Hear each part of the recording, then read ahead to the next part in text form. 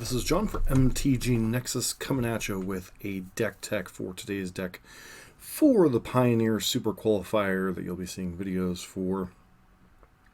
We are playing Gyruda Combo. This is a deck we've played a couple times on the channel. It's felt fairly reasonable, but it's one of those decks that if your opponent really wants to beat it, they generally can. It's kind of vulnerable to Thoughtseize effects. It's vulnerable to counterspells on a certain degree. The combo is very consistent, but not always consistent about what you get out of it.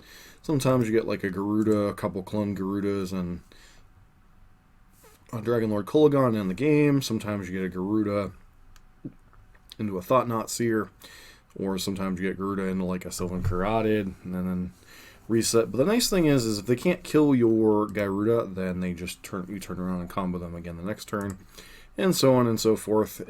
Oftentimes, if the opponent leaves you a window once or twice, the first one stabilizes the board, the second one ends the game. But, you know, there is a little bit of changes since the last time we brought this deck out. One of the major innovations has been a Black Splash. To me, that really has destabilized the mana, but it does give you more options in post-board games. You're not playing breeding pools in the list anymore. Instead, you're playing Llanowar Wastes. So you have like 4 Llanowar Wastes, 4 Aether Hub, and your 8 Rainbow Druids to cast your black spells out of the sideboard.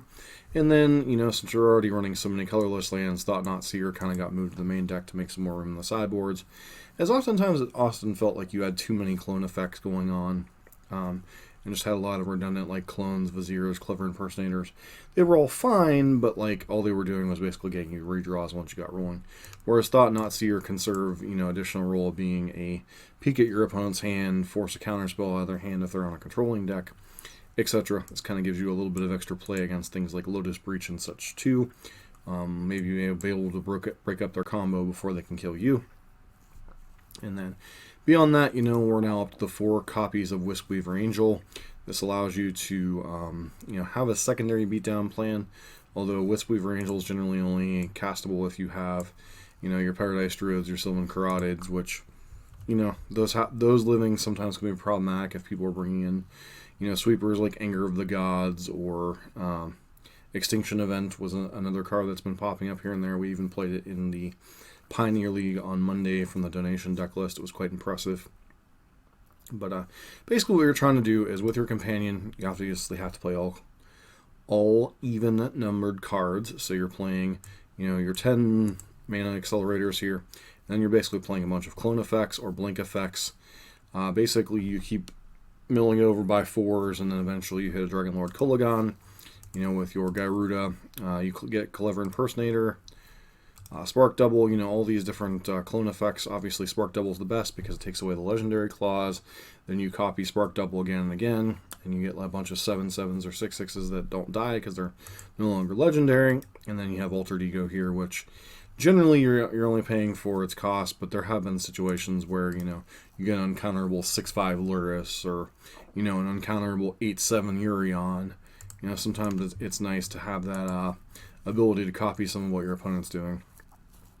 Beyond that, you got a bunch of Scry lands, temples, Zhalfirin Voids to try to find your missing pieces. Because generally, the best draws you get one of the 2 mana accelerators, a clone effect, or one of the other 2 mana accelerators, and then into, you know, get your 4th land drop untapped on turn 4 and combo on turn 4. Those are your best draws. That probably happens if you aggressive mulliganly, probably 60-70% of the time without disruption. But you still have a certain fail rate, like you need to find that 3rd land, or you don't mulligan aggressively enough, or sometimes you mulligan to 4 and have to try to hit the land drops naturally, etc. So there is a certain fail rate to the deck, but it is relatively simple. You get the A plus B, or you always have access to B, so all you need to do is get to 6 mana, and then you're pretty close to winning the game most of the time. So as far as the sideboard, you're kind of limited in your options because, once again, you are an engine.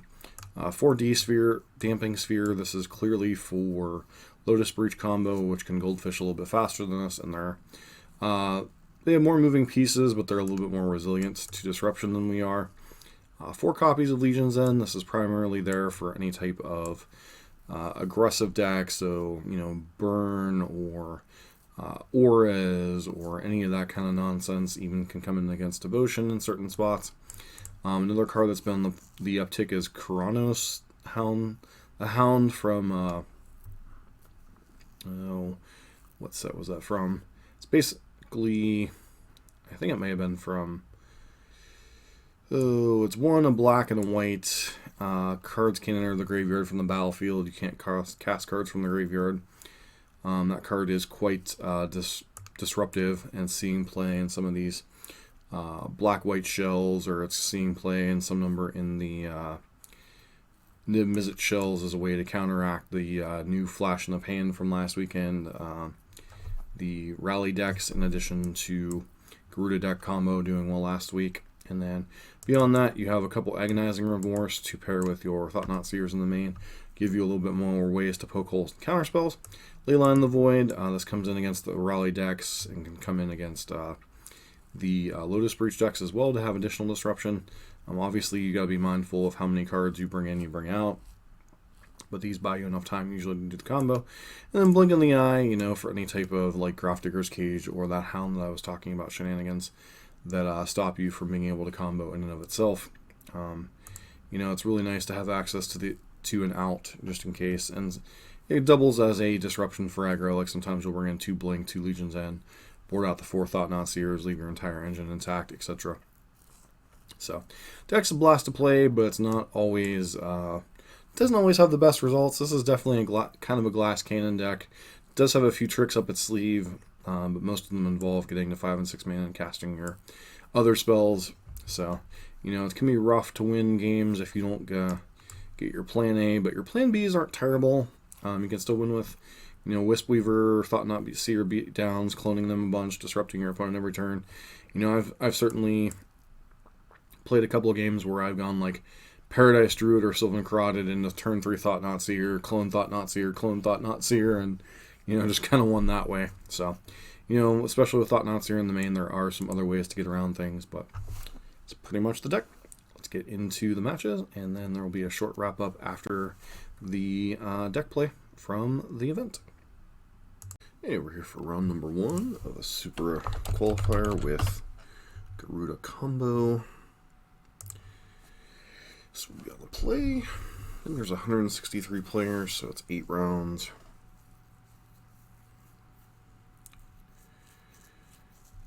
Be interesting to see what we're paired against.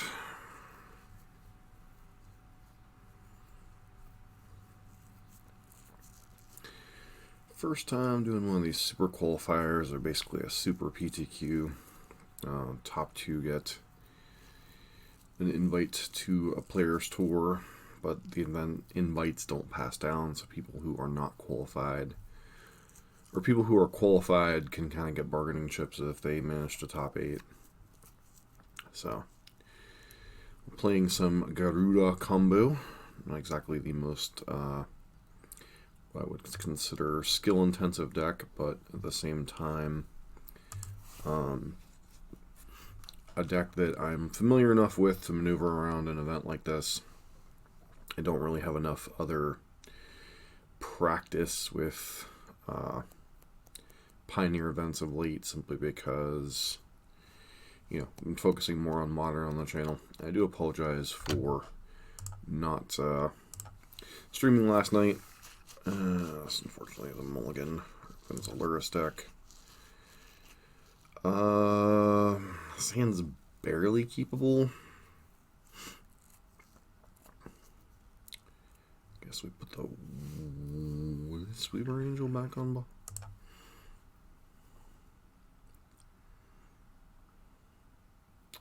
So we need to really have 2 lands and a mana source. I don't know, maybe I was even supposed to mulligan this hand.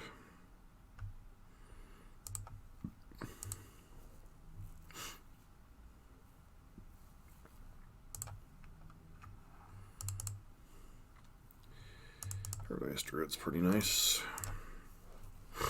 Part of the equation we need to draw.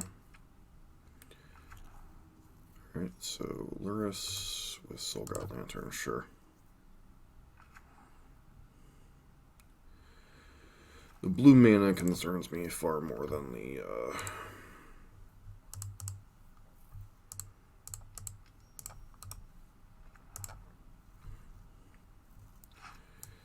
other stuff does.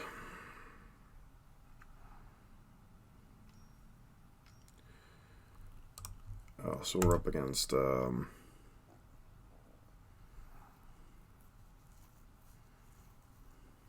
Breech.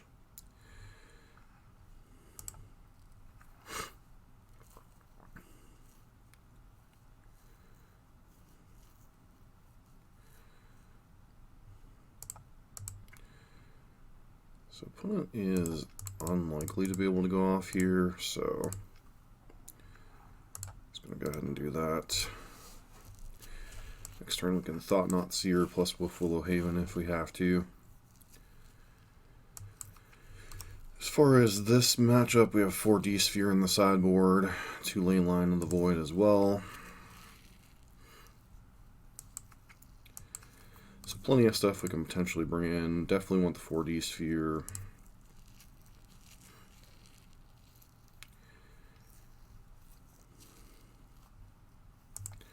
Doesn't look like our opponent will be going off this turn, so... If we rip an untapped land, we're good. If we don't rip an untapped land, we should be okay.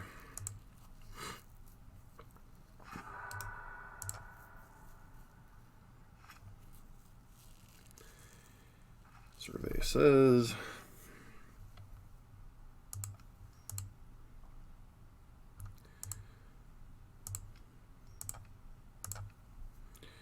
do this. We missed the combo for a turn, which is unfortunate, but... between Thought Knot Seer, we should be able to just hopefully disrupt them enough to stop them for a turn.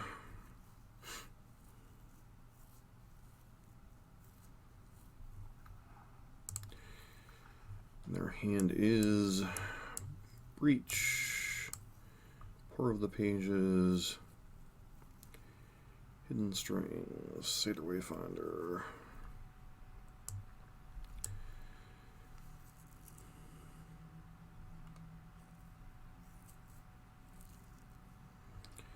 Just take Hidden Strings, right? That buys us the most turns.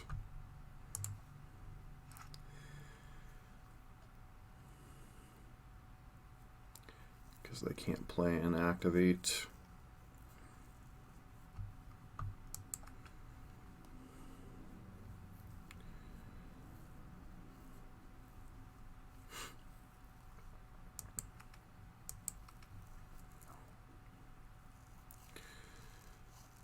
You're buying us the crucial turn here, hopefully.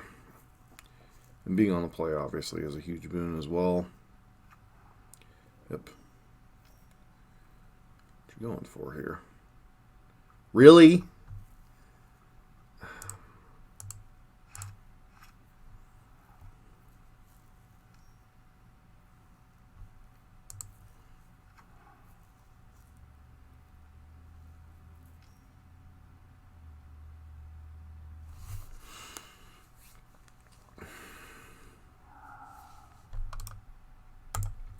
That was a heck of a rip.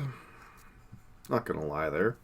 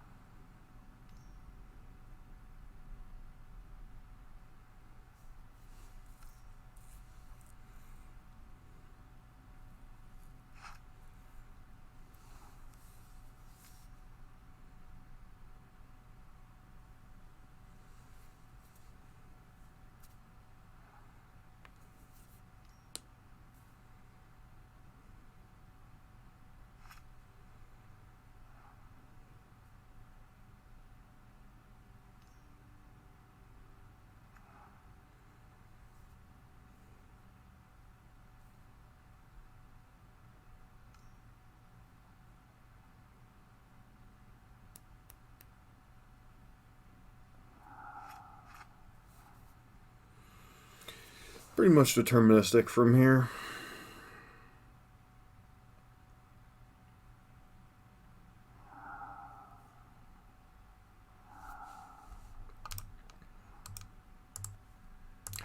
That was very frustrating.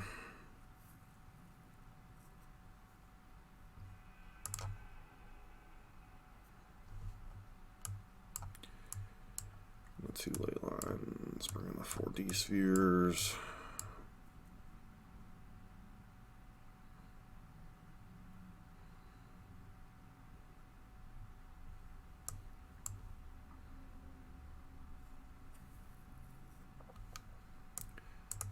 Thought not. Seer just doesn't feel like it's quite enough in this matchup. Go down. Shave that. Go down one of the lands.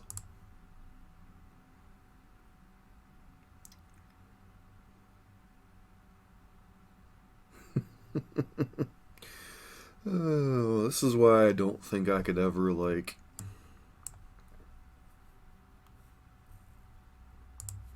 do this kind of thing for a living.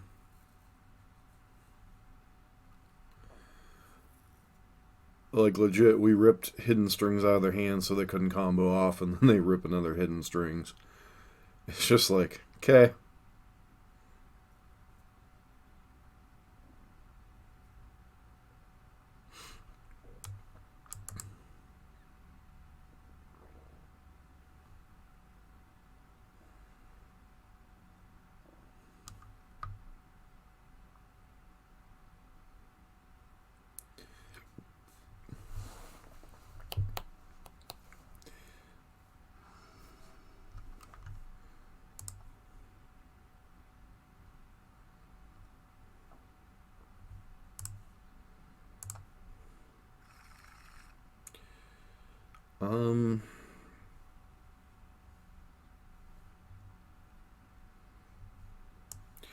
Do I risk this hand?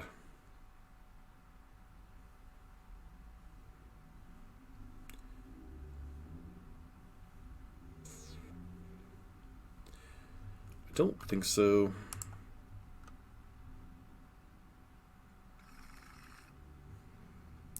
Hand's much better. Cancel. Back that. Reveal that.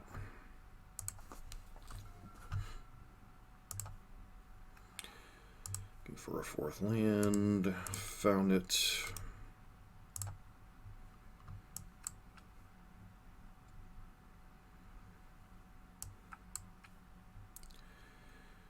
Leyline of the Void doesn't specifically stop them, but it does potentially slow them down. The Void.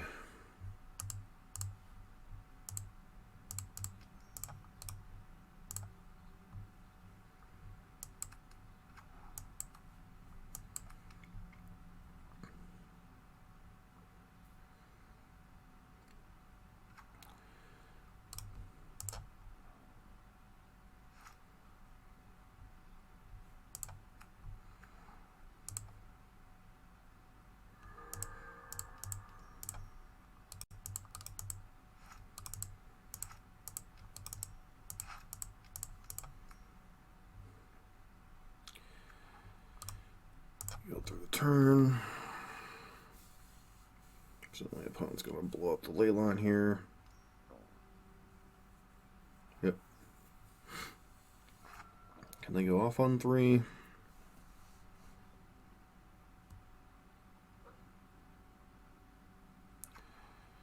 Okay, answer is no. Sure.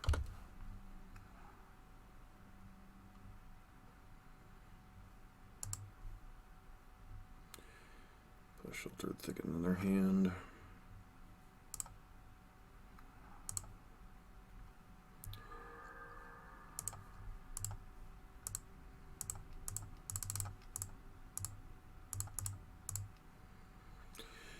Gyruda, do your stuff. Seriously?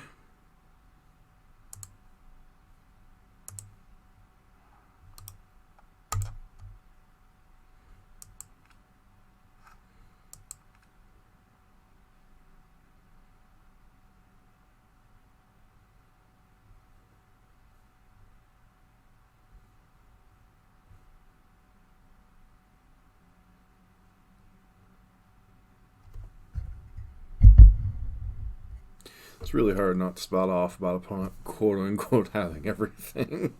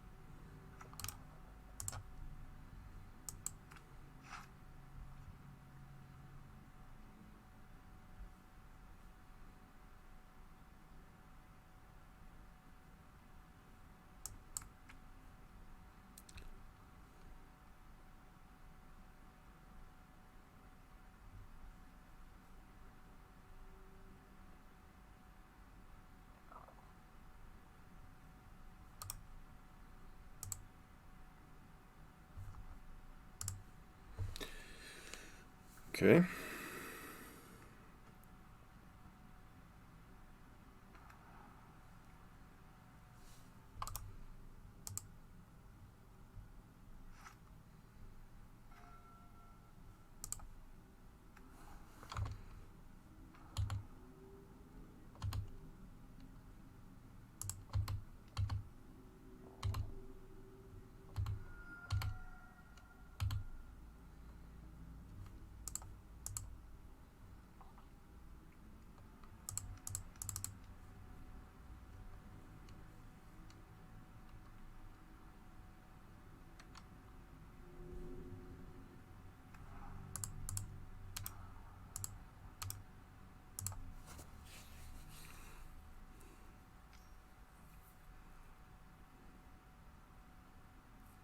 Sure.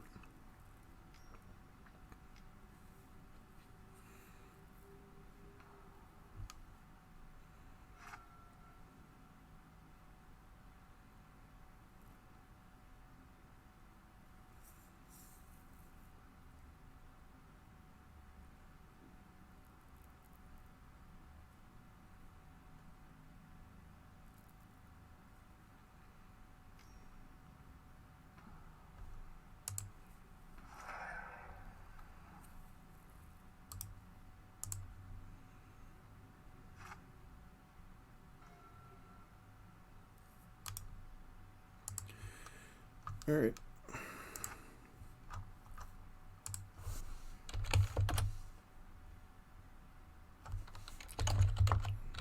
World Breach.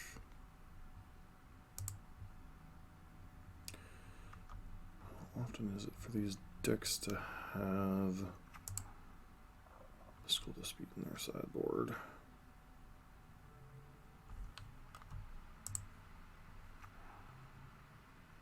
Okay.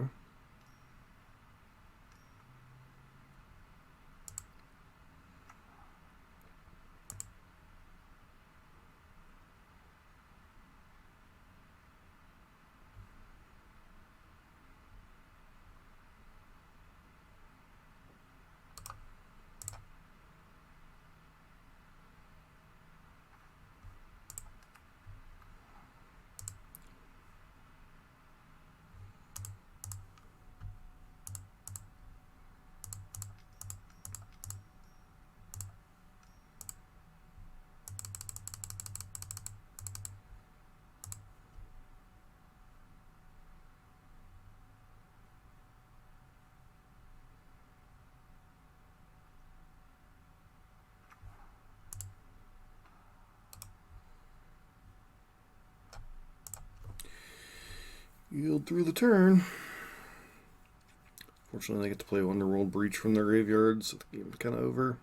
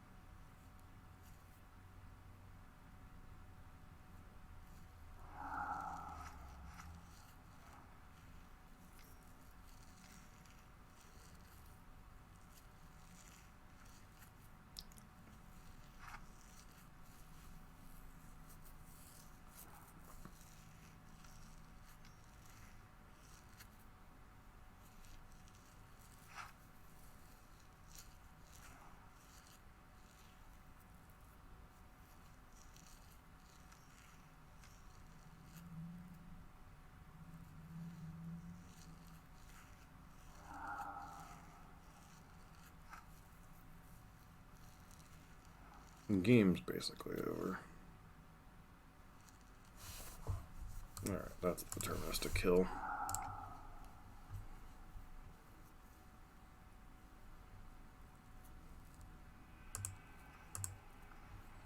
Alright, on to the next match. Yeah, we're back for round number 2.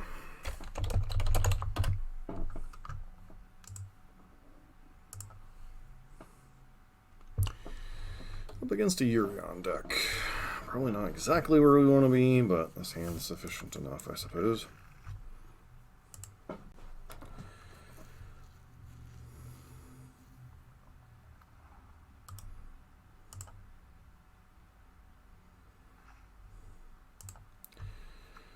Looking for a clone effect or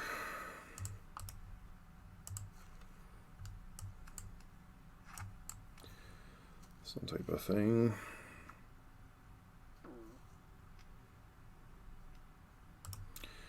Oh, okay. Fortunately or unfortunately, they're the all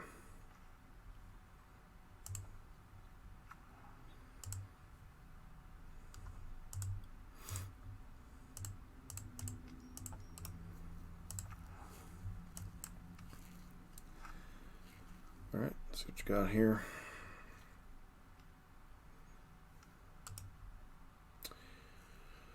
Well, isn't that a swift kick in the yeah, cool.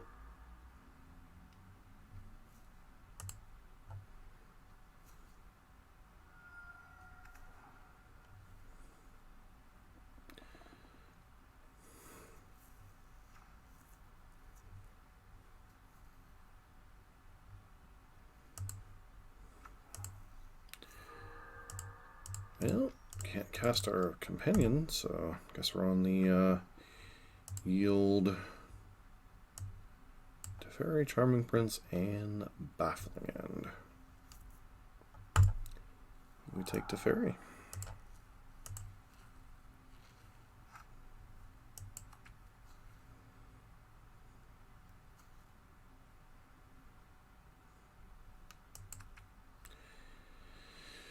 See if our opponent chooses to remove our mana dork while they can. Nope. Okay.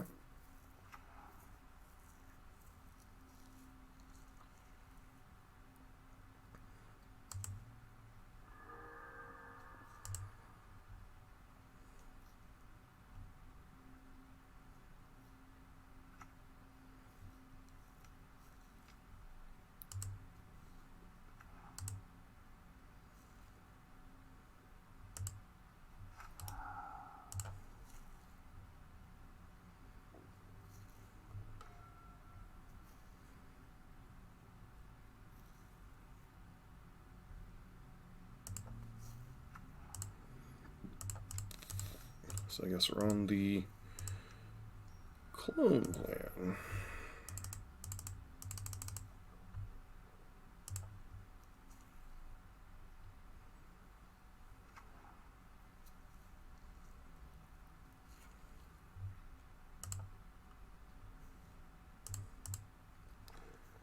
Card in their hands a land.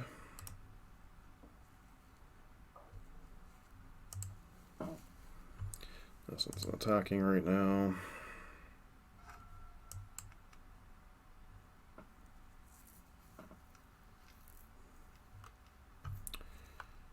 Yeah.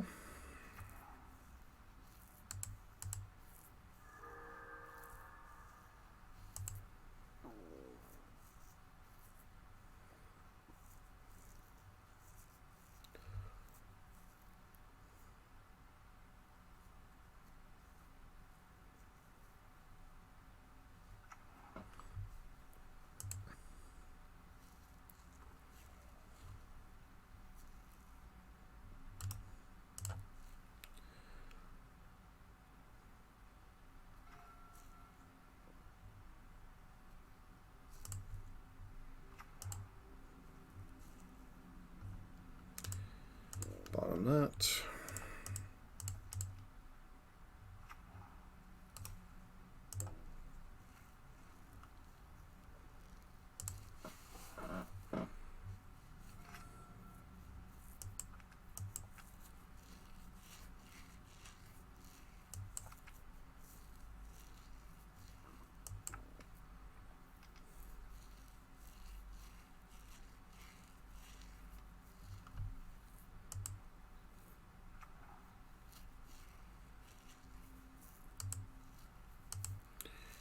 Sure, opponent gets to draw a card.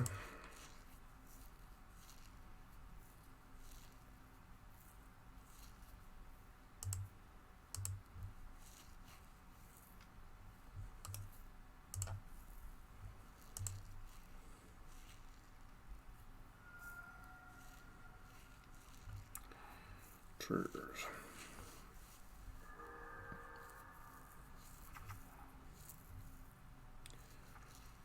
Dragon Lord Kolagon, huh?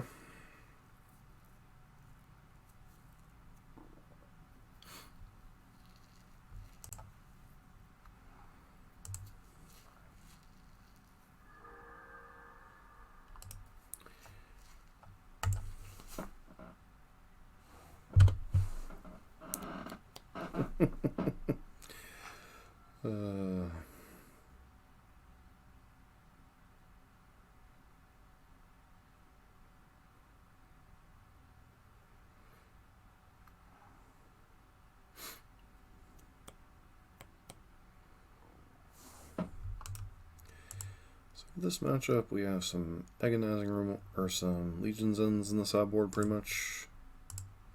Blink of an eye, maybe.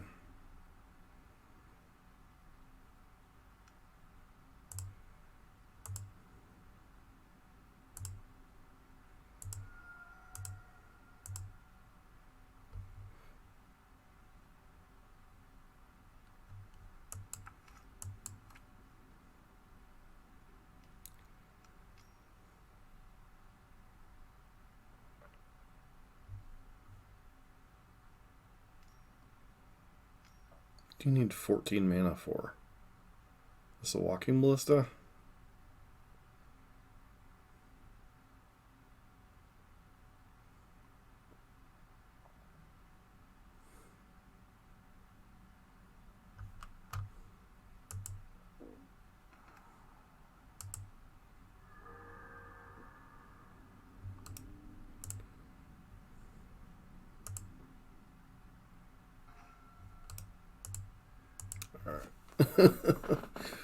Well, I mean,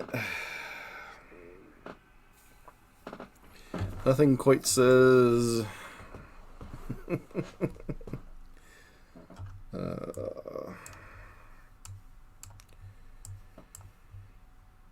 in some Legion's Ends, bring in some Blink of an Eyes, go down Thought Not Seers.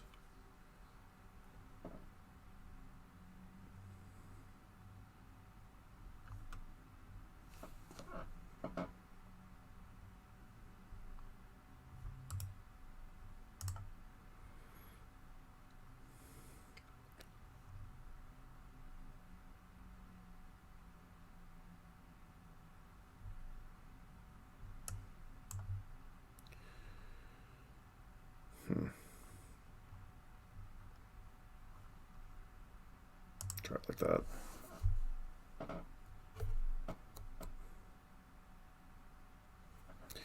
Might be a very quick exit from this tournament. Let's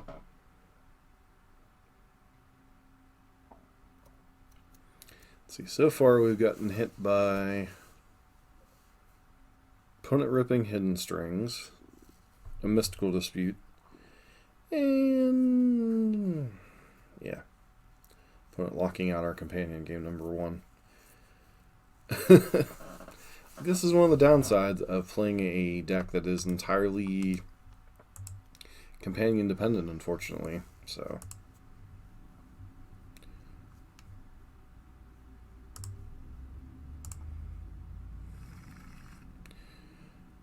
alright, hand's fine. Got a couple of accelerators, got a couple of hate pieces, or anti-hate pieces, so to speak. So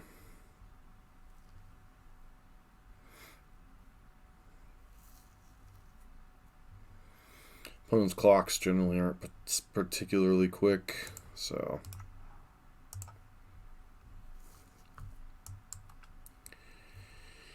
generally have time to set up, especially if they can't target our accelerators.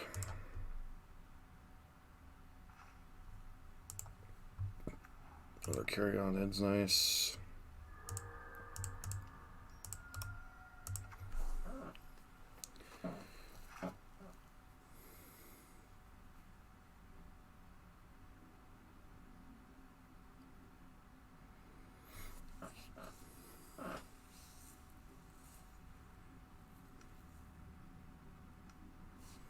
Charming Prince, sure.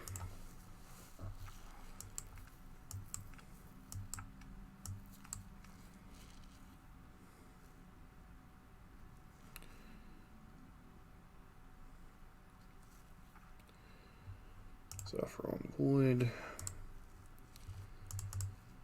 Land is nice.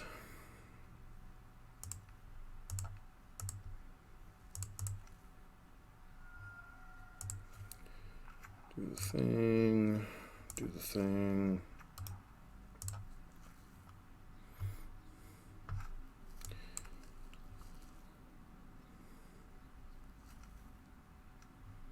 Sure.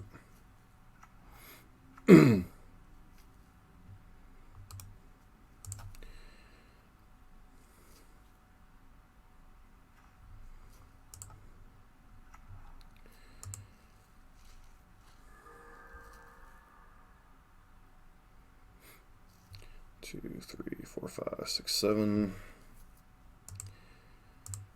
We'll let our opponent think they're safe here.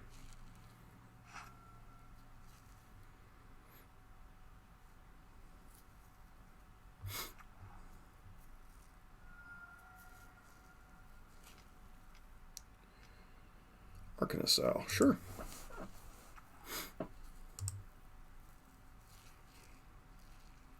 Heliod.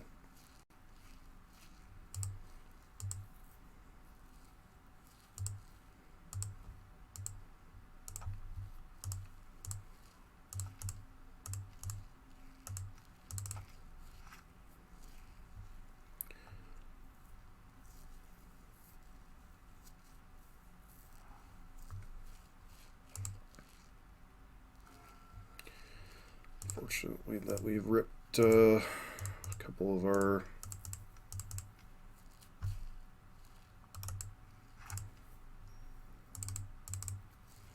clone effects.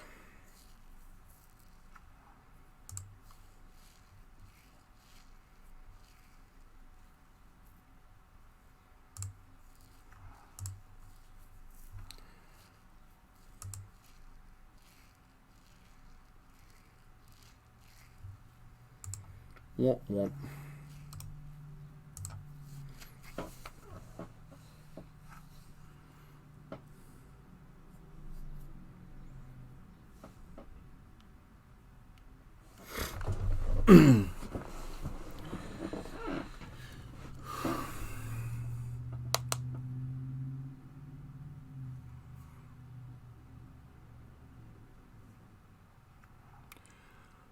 All right.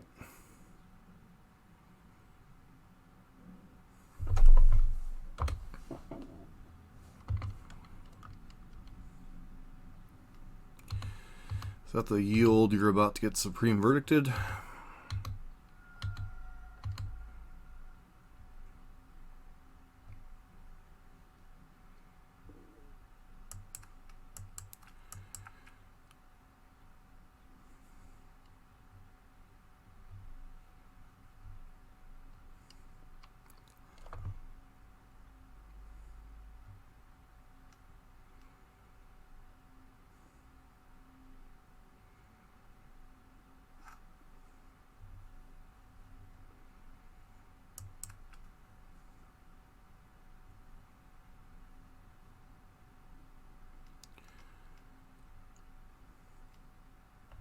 Okay. Doesn't particularly matter much.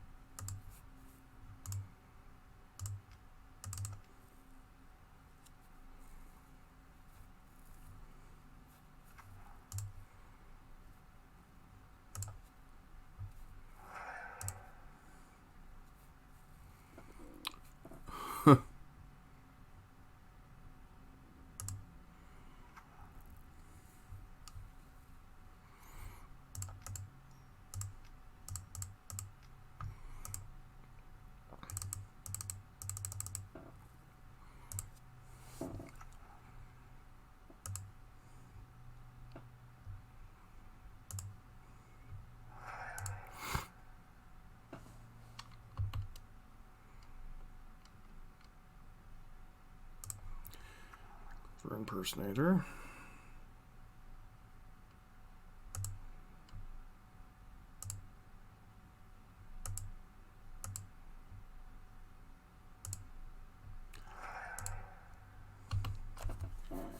Trigger. Spark Double.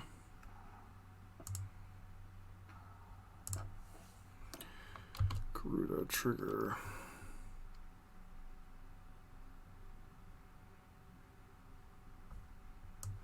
Is that enough to kill our opponent?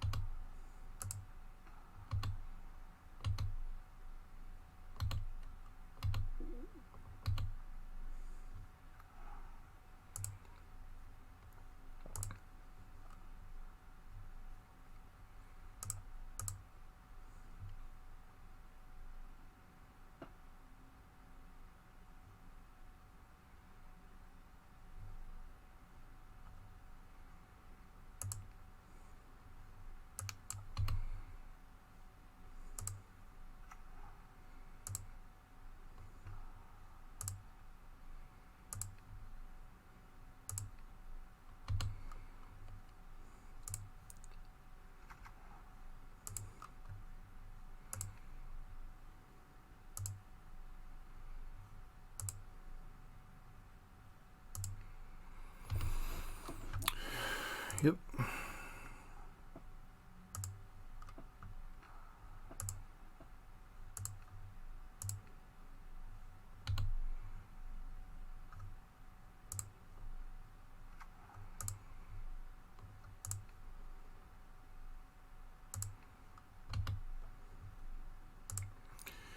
Yep.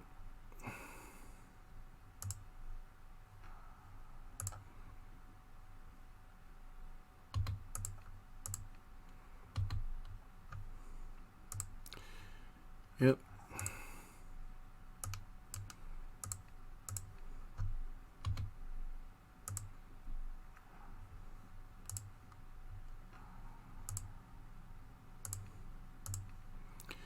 Let's continue to blink this.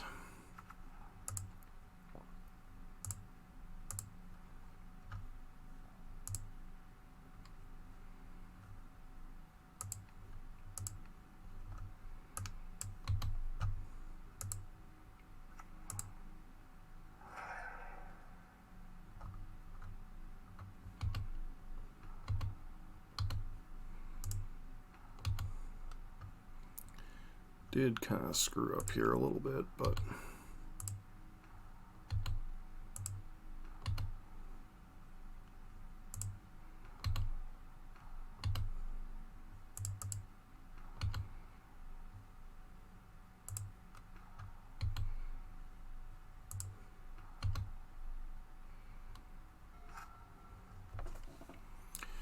creature spell, sure.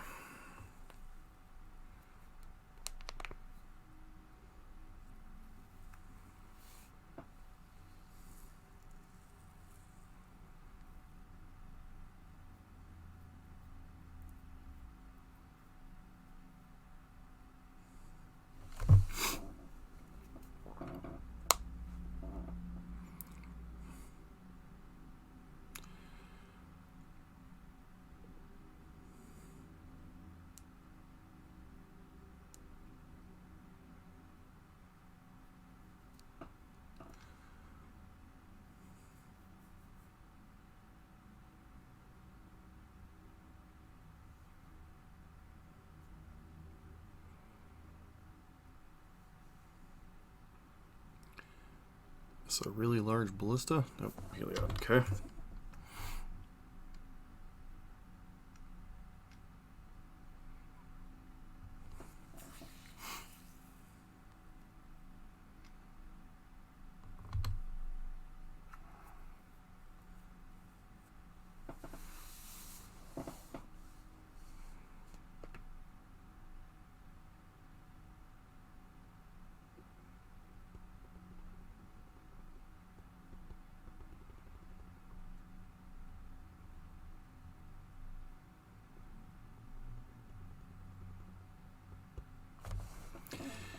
So we kind of screwed up a little bit.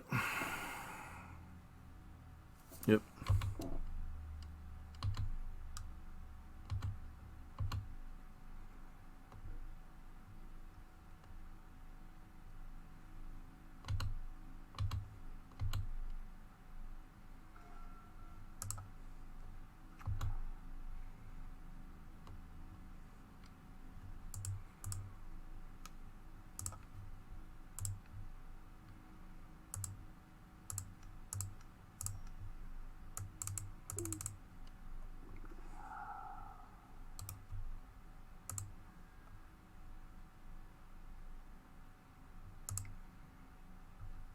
One, two, three, four.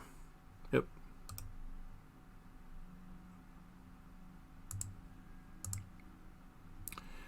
Punted this match away.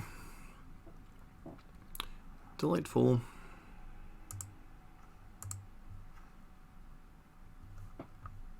So basically what I should have done is I should have just cast Wisp-Weaver Angel. I guess they had exactly enough blockers that it didn't matter anyway. How's this work? Yeah, we were dead anyway because they had just enough blockers to block all my attackers. 1, 2, 3, 4, 5, 6. So even if I had continued that loop, yeah. In paper, basically, we would have won. But because of MTGO considerations, I accidentally let the combo slip last turn. But basically, we had an infinite damage combo set up. And if I would have continued that, we would have won this game. But I think I'm going to continue in the tournament just to pick up a little bit more in terms of like learning the deck, like little nuances. But we should have won this game. I definitely punted it away by not continuing the loop because I misclicked basically, but also time-wise it was consideration. And then if I would have cast the Angel this turn, it wouldn't have mattered because the Angel that I would have cast, these two looping would have been, well, it would have been infinite counters on my guys, wouldn't have been enough to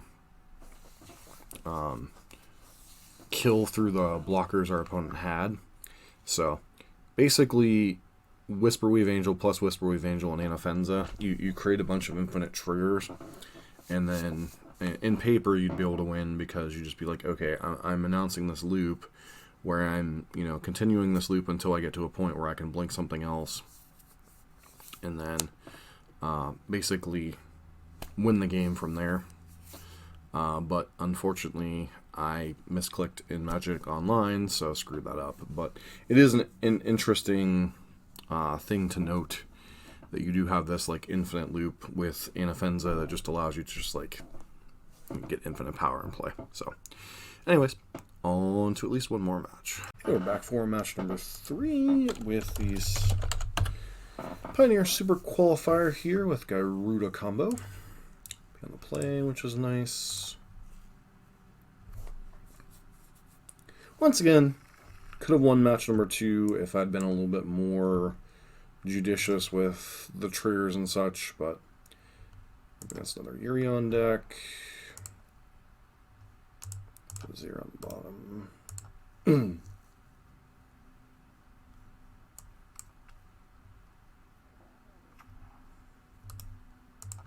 So it looks like we're up against Sultai, perhaps.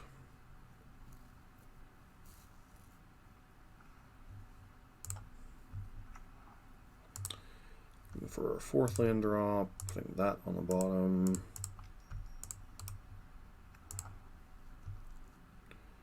No matter what happens, we should be able to play. If we rip another land, what the heck is going on over there? Okay, fourth land would be great. Double is not a fourth land. So I have no idea. 4-color good stuff going on over there.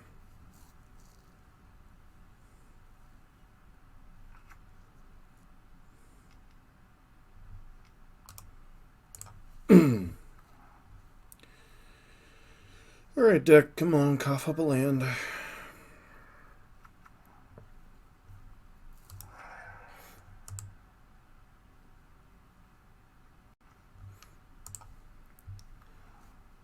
Alright. Leave that on top. And start the comboing begin.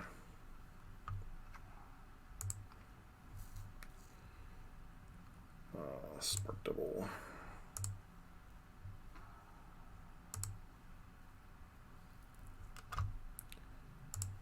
Spirit Weave Angel, Living Gyruda.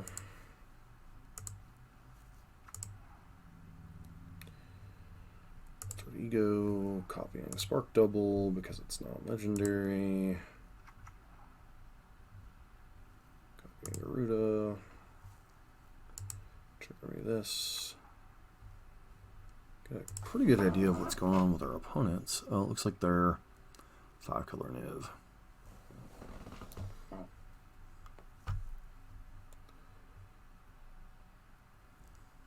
Creature, do that.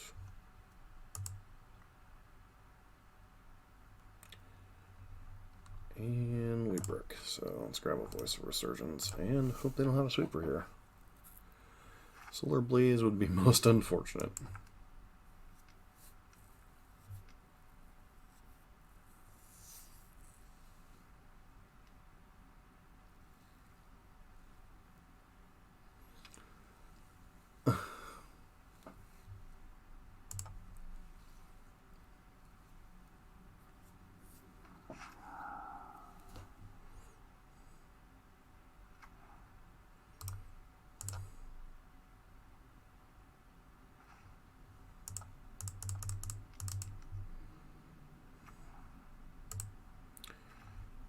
Their best spell. So another extinction event and a Niv Mizzet Reborn. Take Niv. Multiple extinction events. That's kind of rough.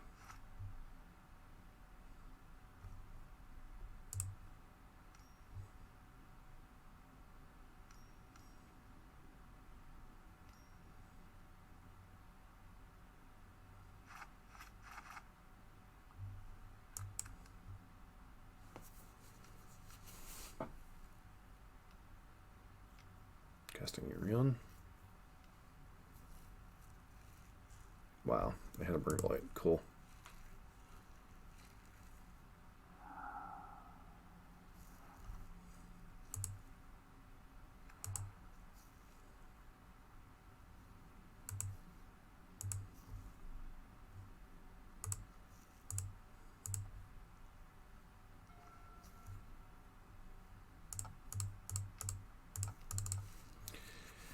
Another Thought Not Seer.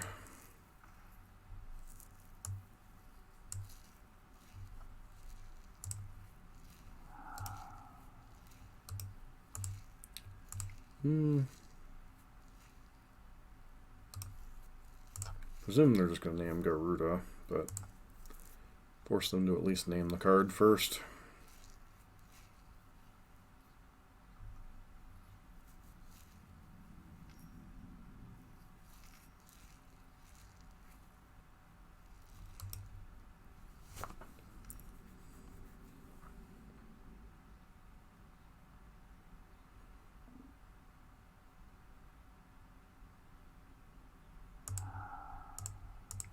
Let's go ahead and concede here.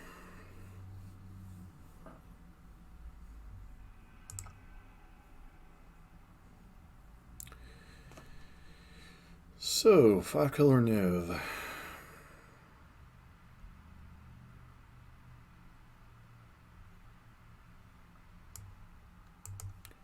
Let's see, here's definitely a possibility. On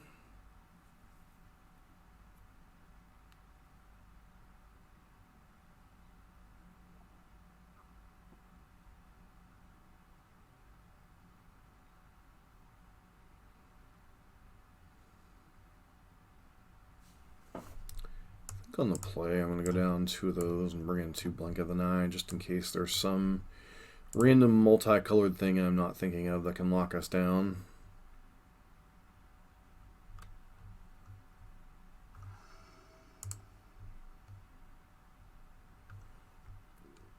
Obviously being mindful of something like Anger of the Gods or something getting us on turn 3, but beyond that we're just trying to combo on turn 4. Normally I keep this hand, but with both Dragonlord Kolagons in our hand, I think this is a mulligan. This hand is okay. Not fantastic, obviously, as we...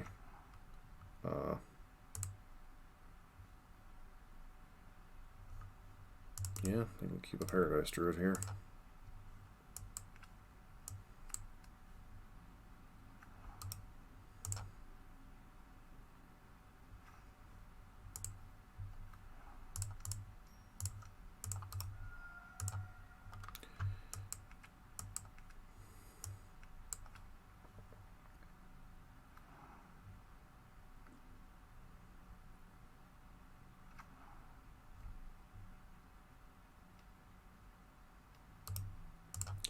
Yep, you can potentially Extinction Event on turn 3.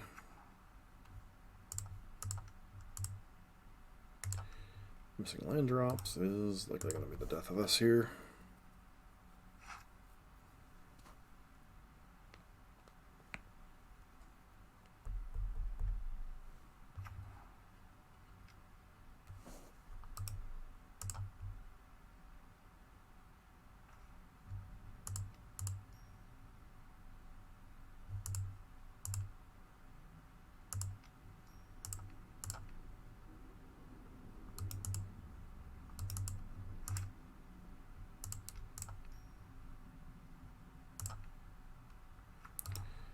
Need 1 more mana next turn.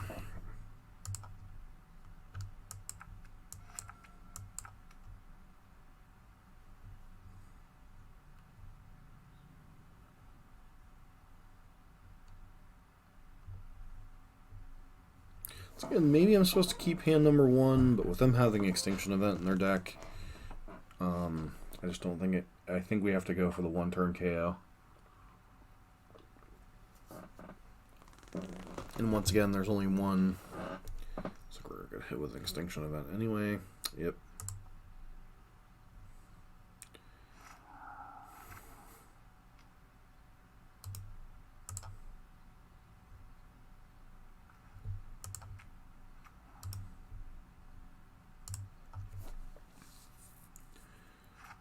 All right.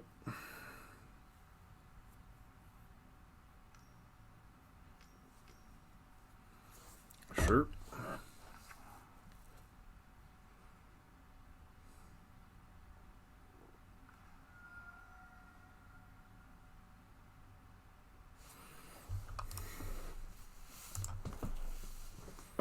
Both of us are just kind of sitting here doing nothing.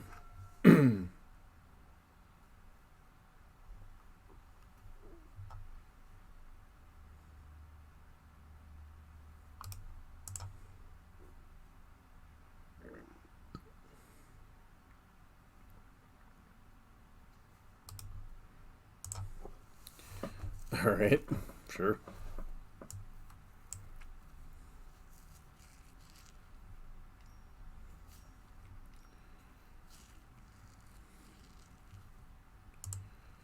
Why didn't you play that as a land? I'm thoroughly and almost completely confused here. I don't like bouncing this per se, but we gotta find land drops.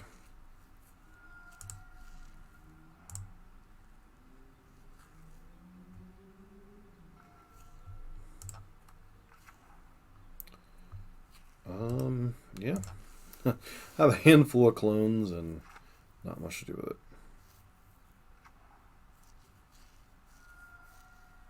Good visit.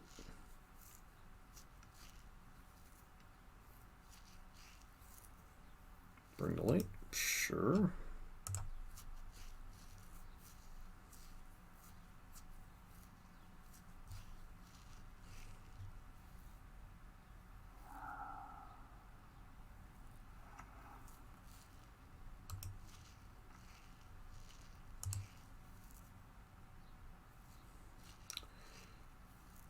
Cool.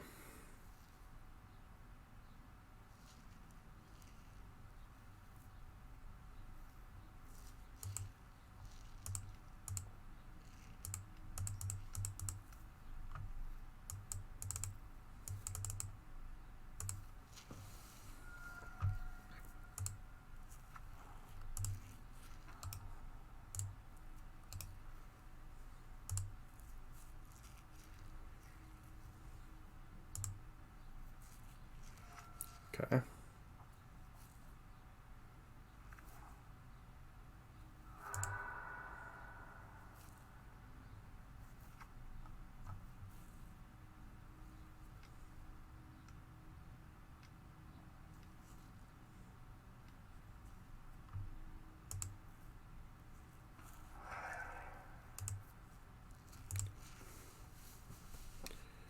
Yep.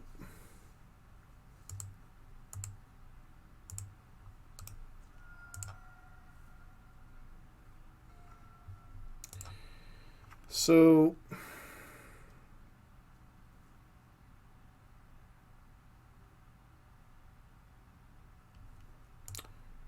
I think this is going to stop the combo, but, you know, let's try it and find out.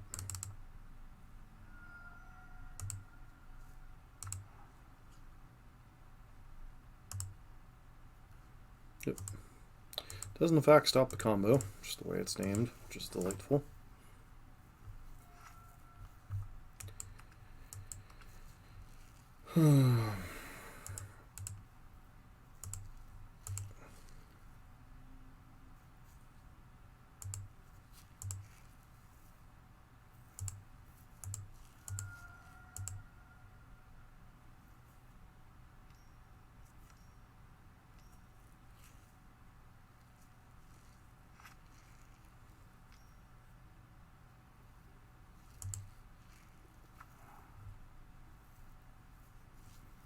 That's a bit of a nombo, but interesting.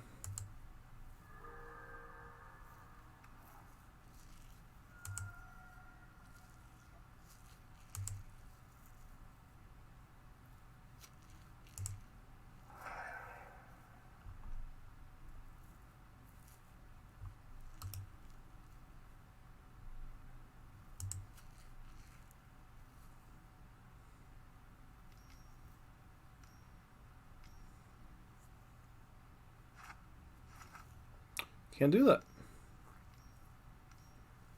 Hit with one more to go. Sure, what do you even name?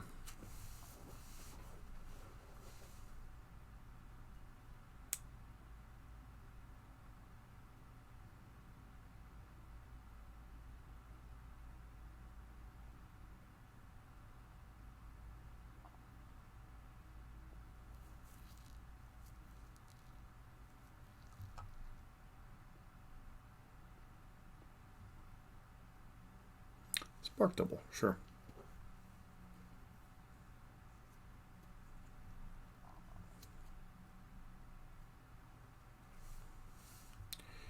Makes sense.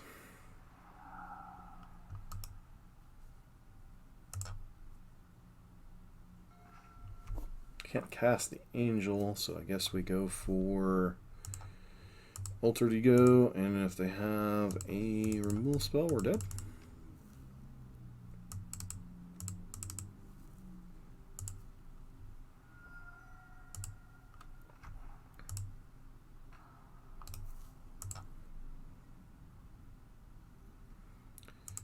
Can't attack. I mean, we could, theoretically.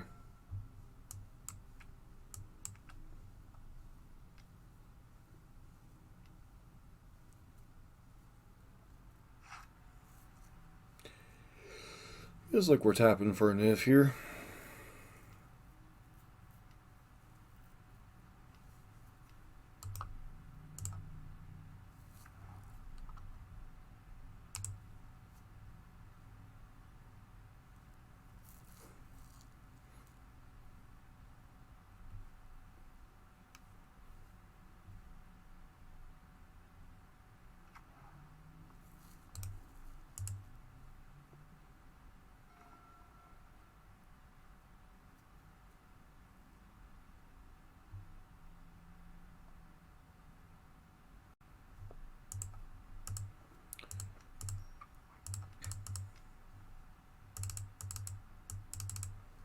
I don't think there's anything in our deck to hit at this point, but, you know.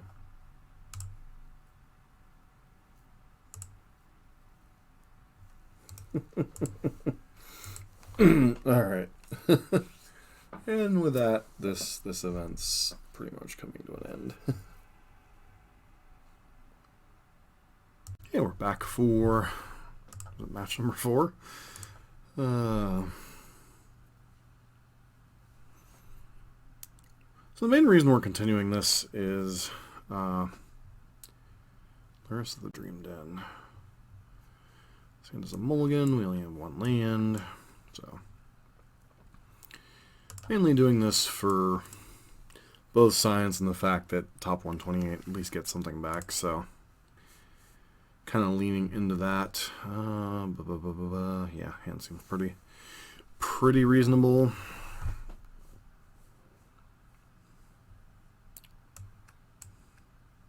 Probably putting back Gyruda here.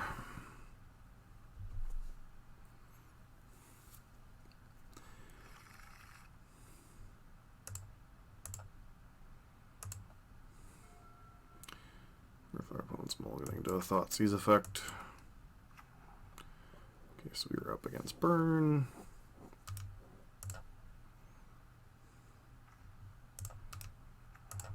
Pass.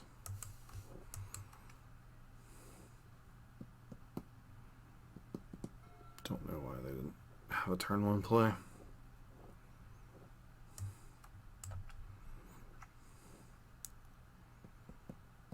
Eidolon? Yeah, sure.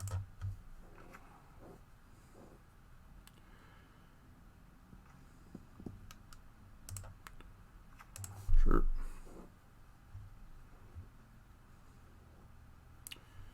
Put it with a bit of a slow draw.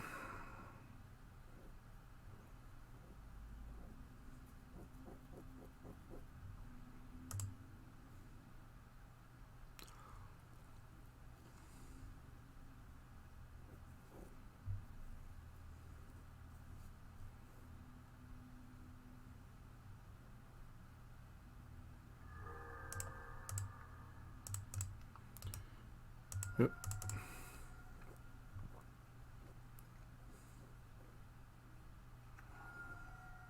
And next turn we get to go Tumble plus Paradise Druid, unless we somehow hit another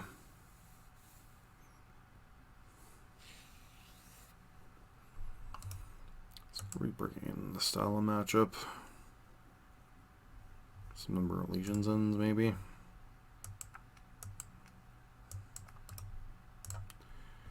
No blocks. Feels like a lay up the stage kind of turn.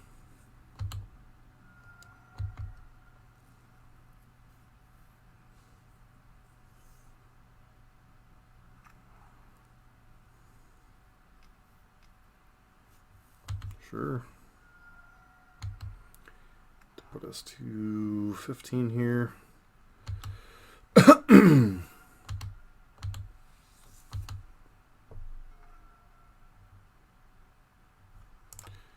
That seer is not terrible, I suppose.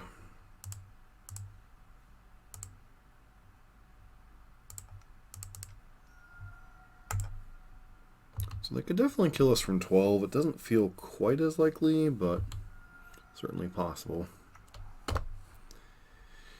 It's possible. I was supposed to play TKS here.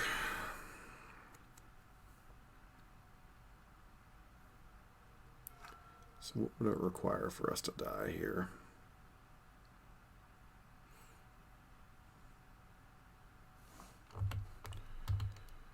Even if, I guess if they have Wizard's Lightning, yeah, no blocks. Am I dead?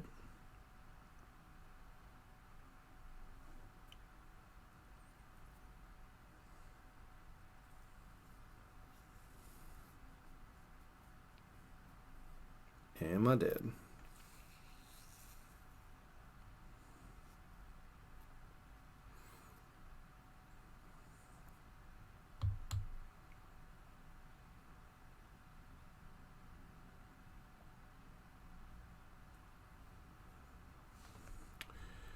Makes me curious if our opponent is double queuing.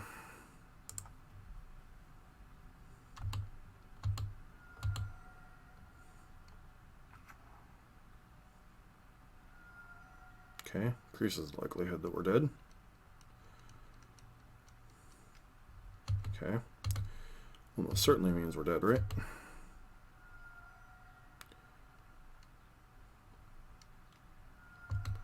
Wild Slash, sure.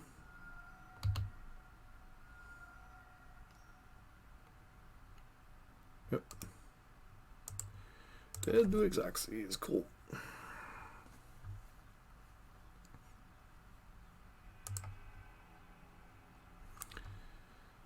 And some amount of Legion's Ends. Maybe over TKS. Like, TKS is fine, but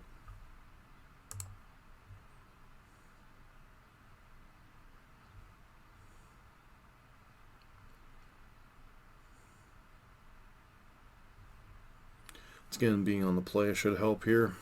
Would only be fair, I suppose, that we have the clean sweep, so to speak.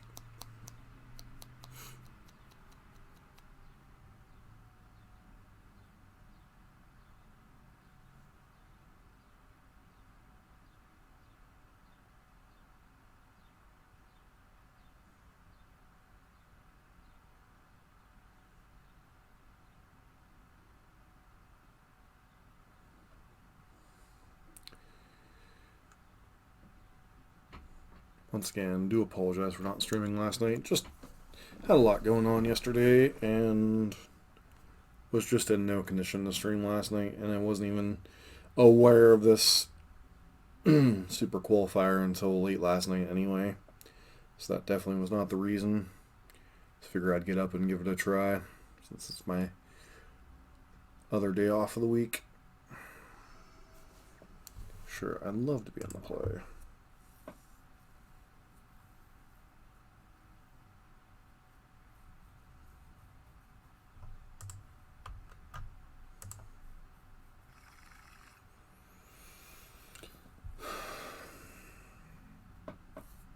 Yeah, I think we keep this in.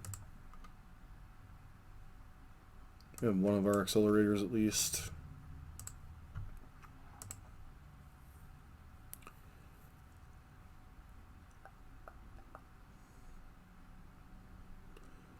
Looking for another accelerator, or yeah, just basically looking for another accelerator. Avoid getting to the bottom.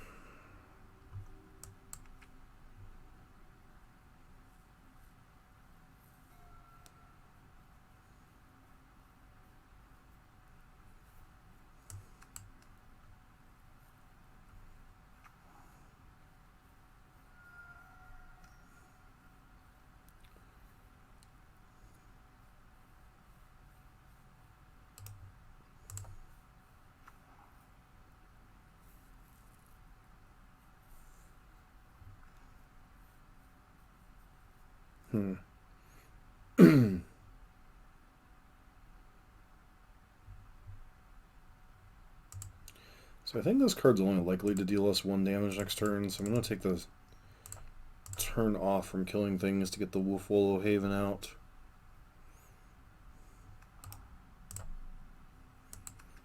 Might tag a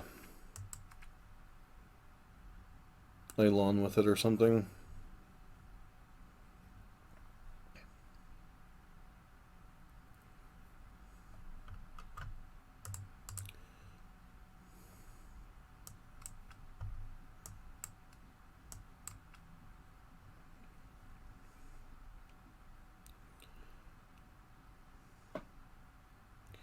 Generally, I don't think turn 5 is fast enough with this deck, but against Burn, but with a Legion's End backup, it might be fine.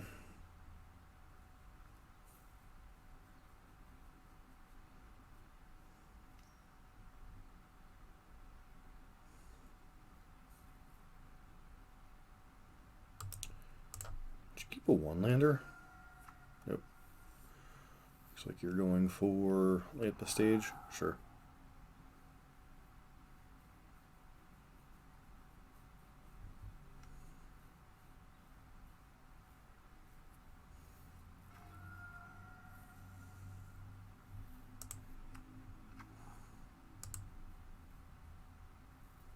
What are we even looking for at this point? Definitely not another Gyruda.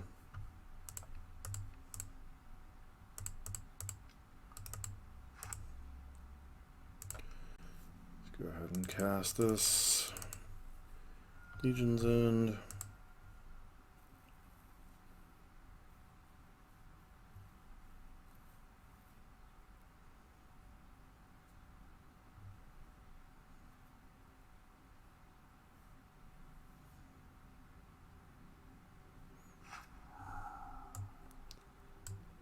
Wow.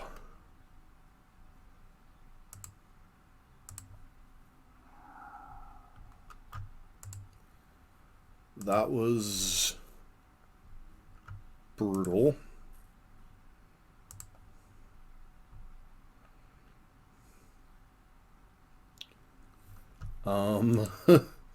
Well,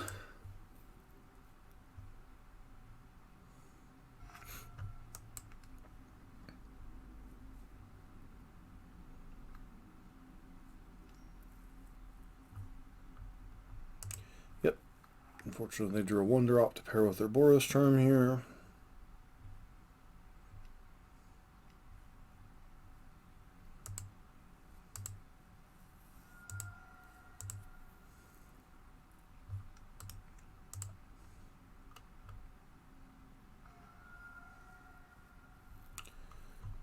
Does that even matter at this point?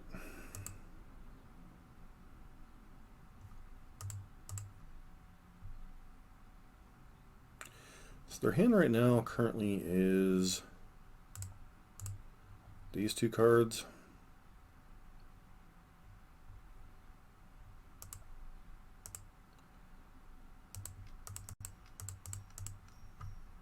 Let's use Unmoored Ego and get a Swift Spear out there for this turn, just as a blocker.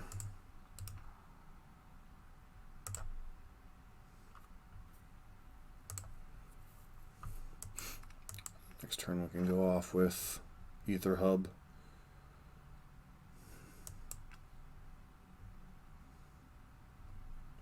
Again, this is our opponent's hand -1 card. Legion's End definitely boss the turn to at least go off once. Yep. Sure.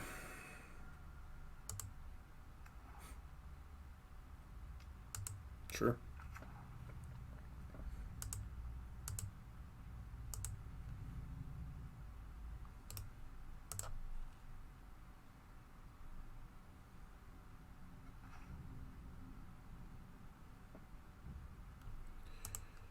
Unlikely to die from here, so get the energy. Send me your energy. Combo time.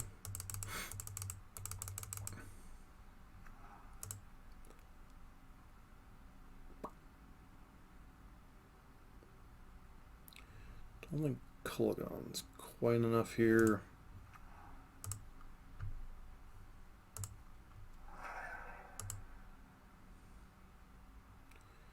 Spark Double.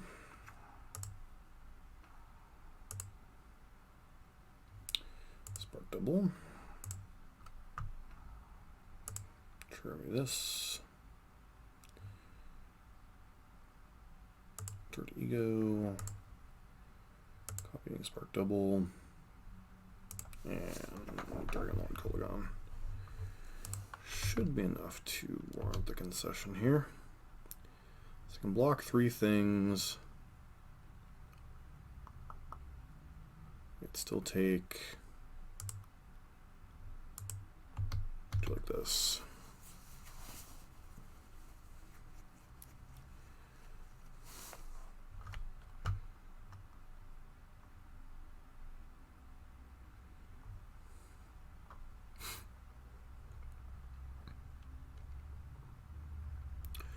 I don't think with known information they can kill us next turn, and then they're just dead to this board state, so...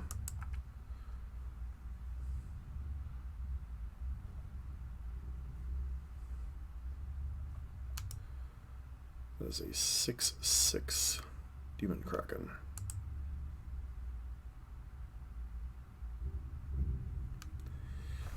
Pretty sure you're dead, my friend.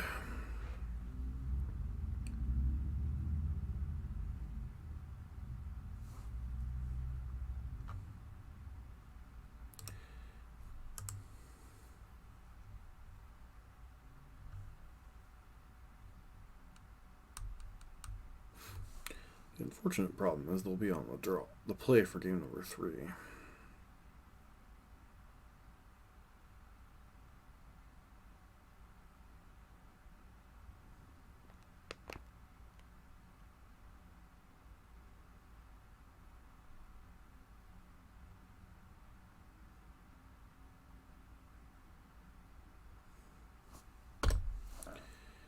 Yep.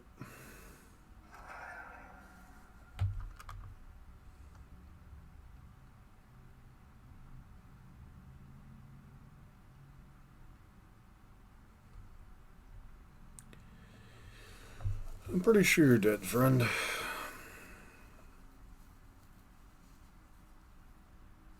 You have a Pyromancer in hand, 1 unknown.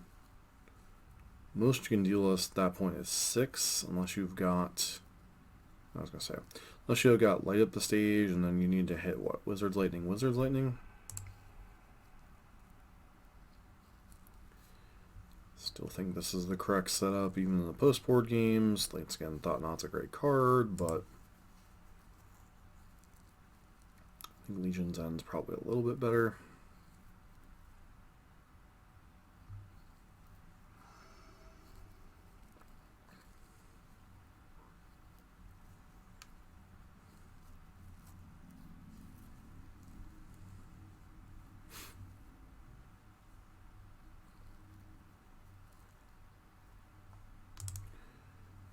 Again, here's Gyruda Claws.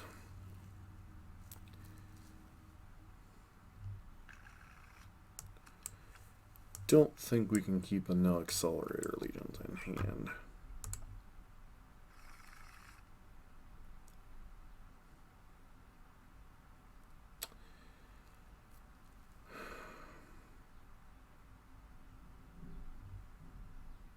Guess we begrudgingly keep. Obviously, Haven's not the best in these style of matchups. Yep.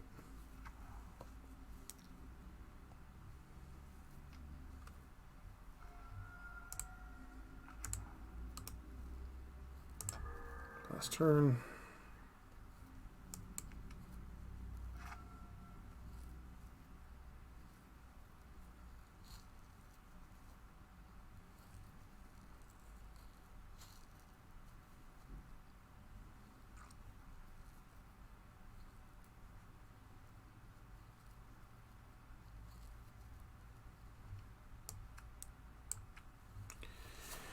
Have to be very careful with our mana. We only have access to 1 blue source currently, and that one is a 1-shot.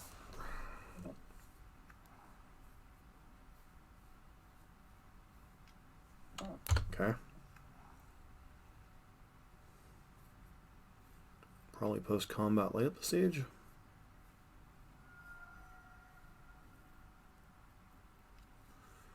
Yep. Lava Runner, sure.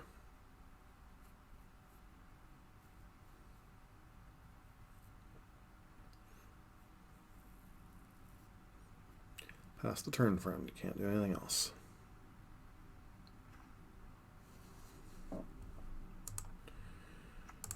Alright, taking 1 to prevent a boatload.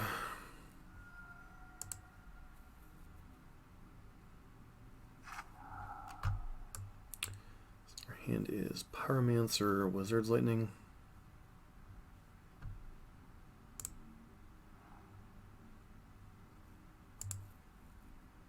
And a mountain.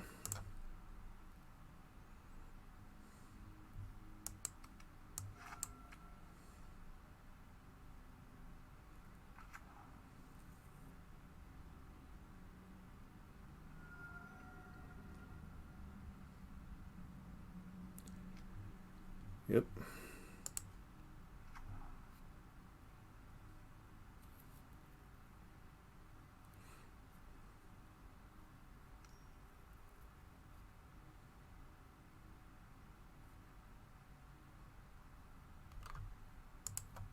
Okay. Not sure that I terribly like that on their part, but, you know.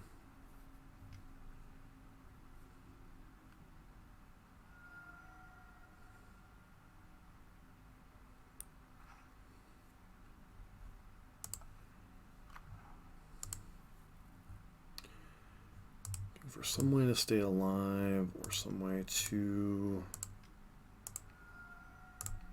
not take damage, I suppose.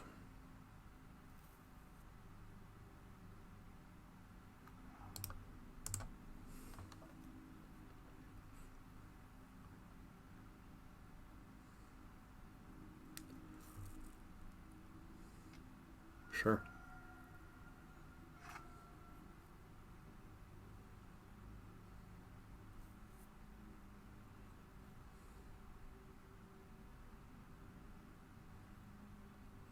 So we're going to 6 here.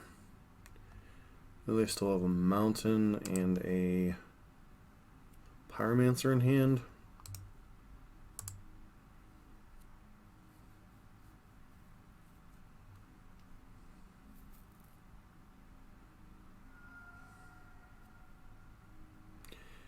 I think ideally we'd love them to play Lurrus here.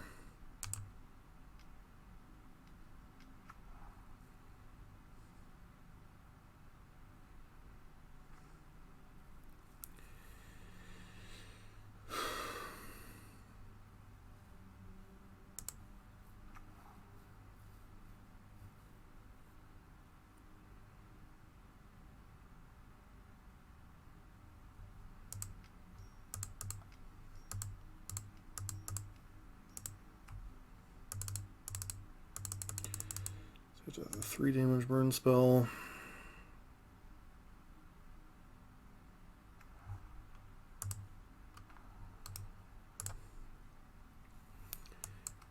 Does this keep us alive?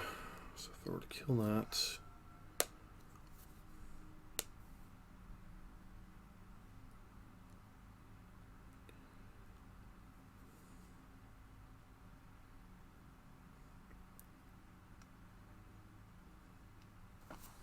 sure, put us to 6.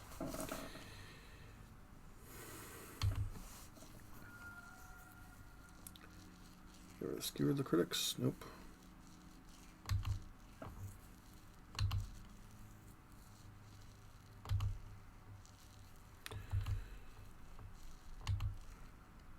So we at least get the Gyruda here.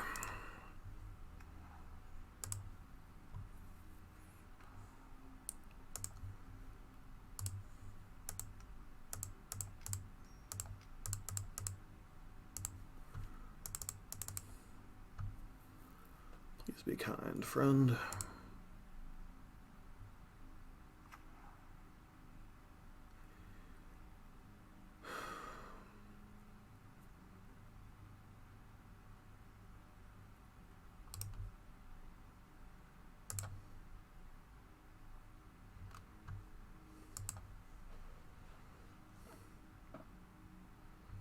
Possible we're supposed to attack with Lurrus here.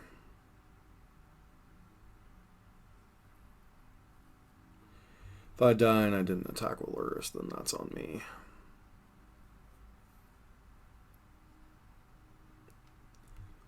Sure.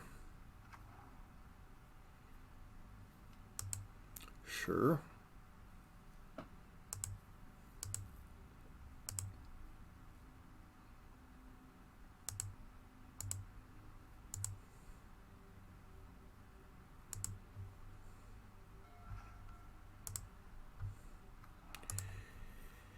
Some life is nice. So we're putting out a Skullcrack in hand potentially. Guess we're about to find out.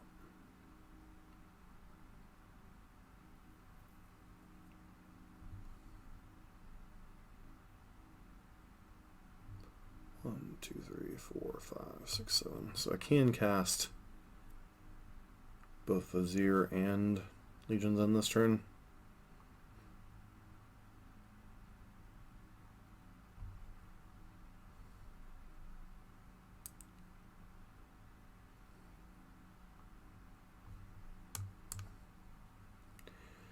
For a burn player, they are taking forever.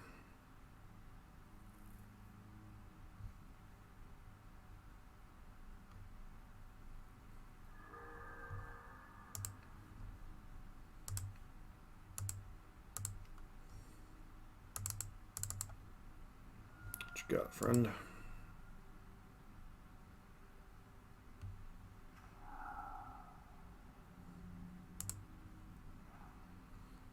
Okay, so they have a whole lot of nothing going on. Gotcha. Blue. Vizier. Copy Gyruda.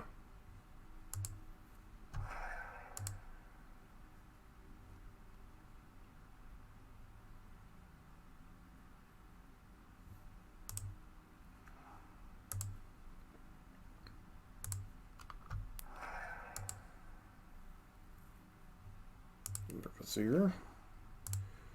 Copying Gyruda. Keeping the original. Spark double. Alright.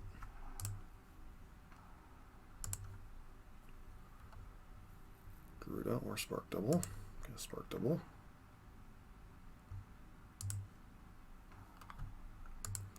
Trigger me this. There's spark double.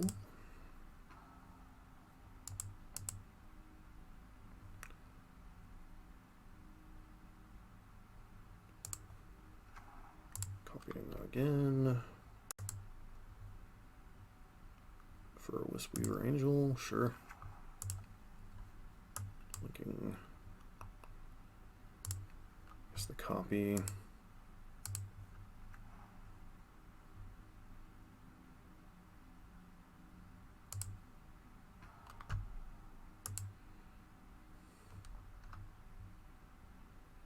Sylvan Caryatid.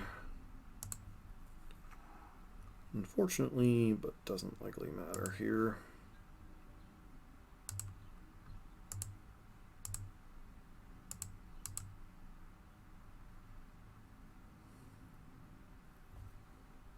Getting some more life just so there's absolutely no shenanigans that can go on here.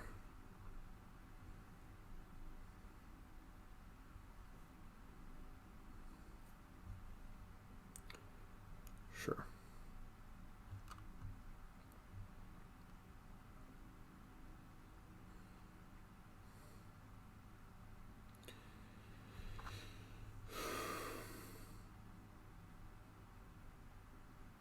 Like you're clearly not getting through with damage, so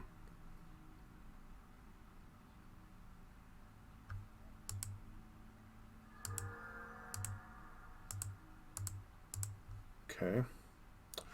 So what are you hoping for?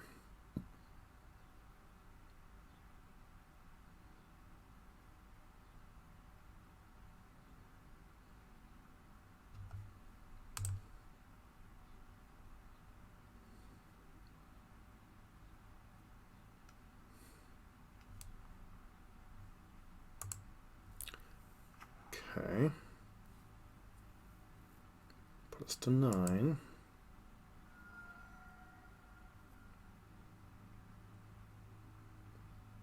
And concede.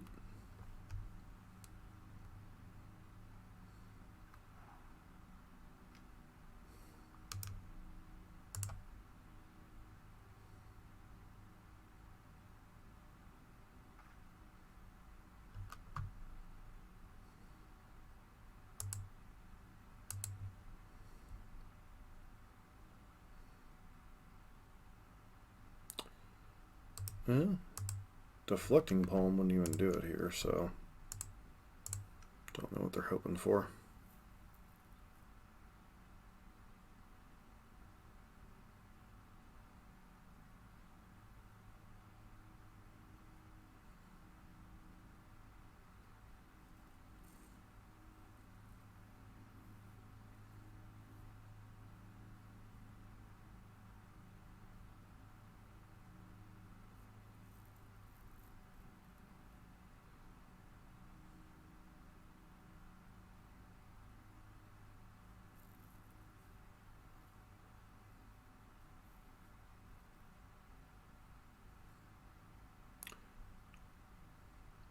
I should play around Reflecting Palm here.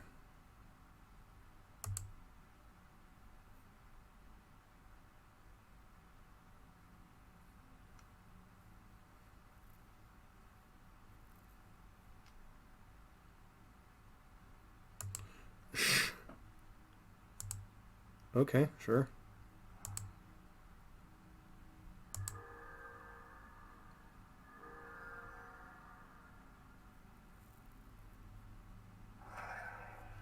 And yeah, still is. Alright. Alright, we're back for match number 5. Trying to close in on the top 128 at least. So I'd like to play first.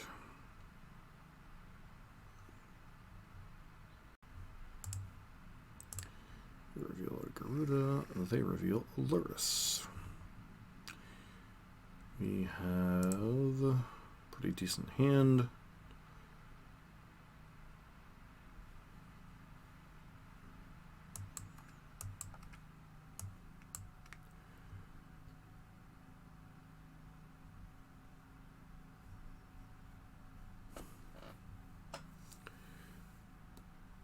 Alright.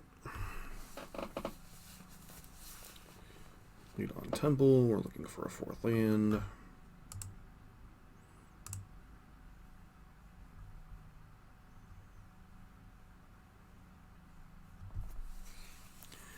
So Lurrus could mean a couple different things. Could be burn, could be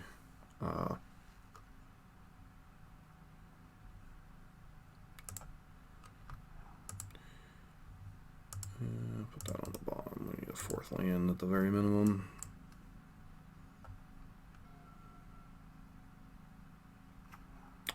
And we're going to get hit with a discard spell. Because, you know.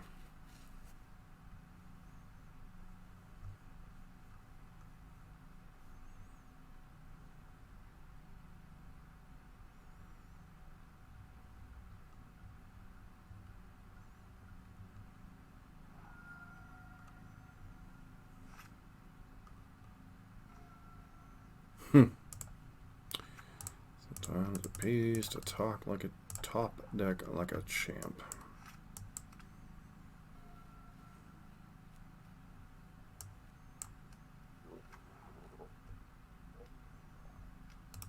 Sure. Things looking grim from our opponent.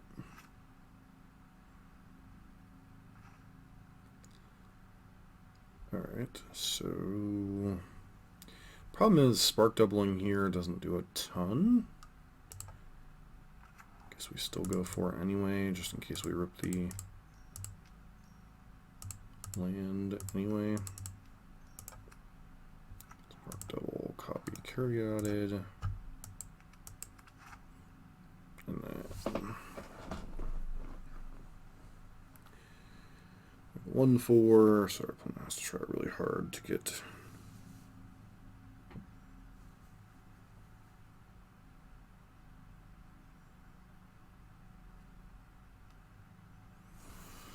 okay.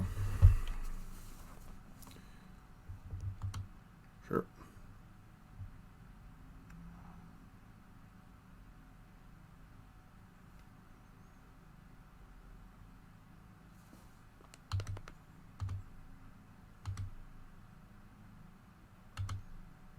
Doesn't even try to attack. Okay. And we'll put that on the bottom. Thought not see your what you got. Got double Dreadbore. So you're a Jund build. Gotcha.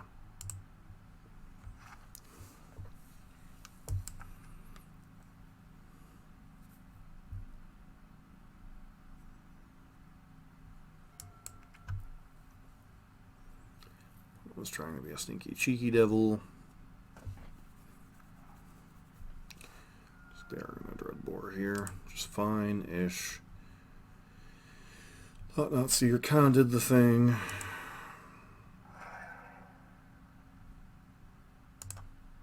Their hand is Swamp and 2 unknowns.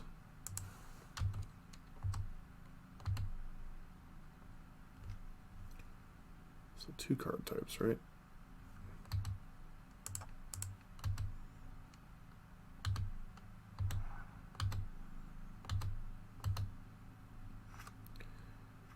Okie.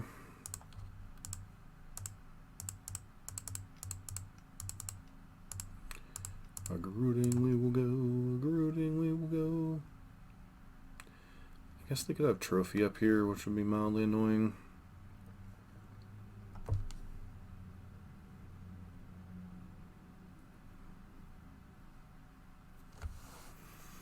Gigon, Cyberclaw Terror.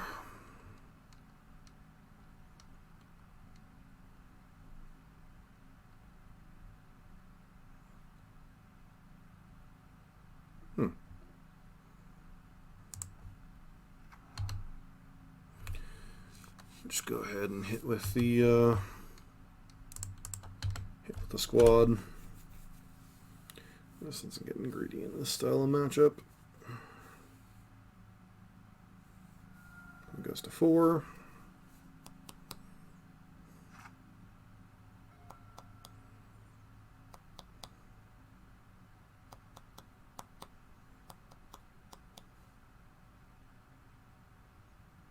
Alright, and Pod Scoops.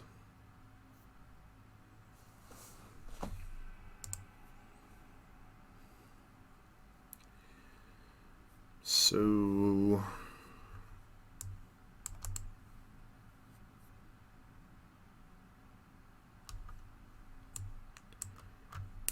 and I think comes in this matchup.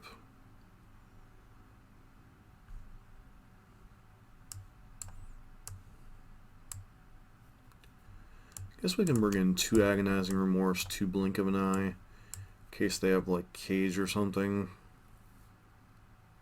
Well, obviously Cage isn't great. It does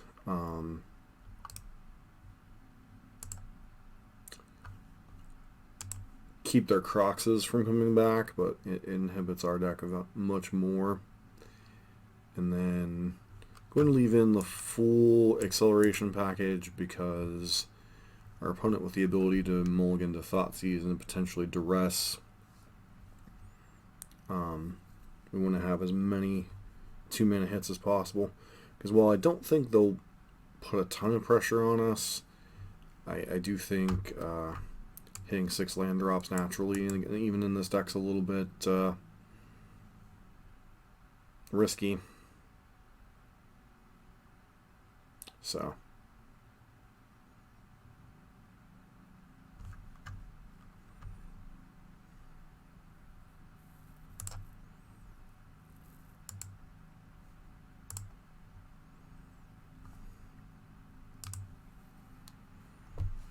again, trying to come back from an 0-3 start.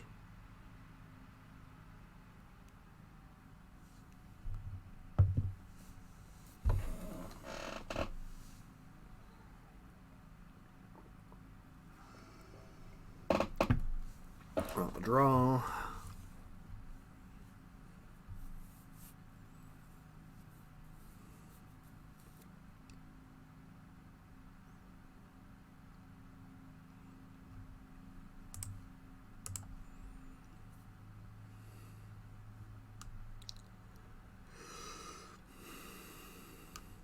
Can't keep this hand.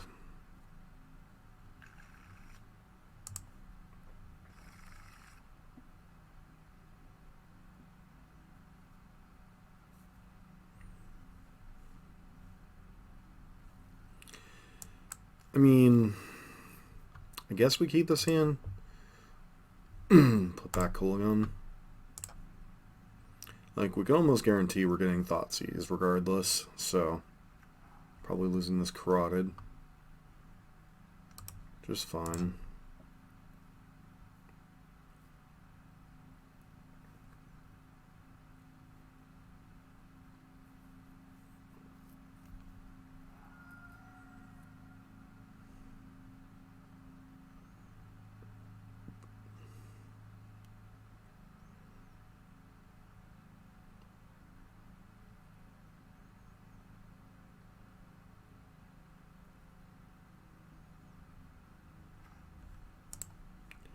That's what I wanted to hit into the Gyruda.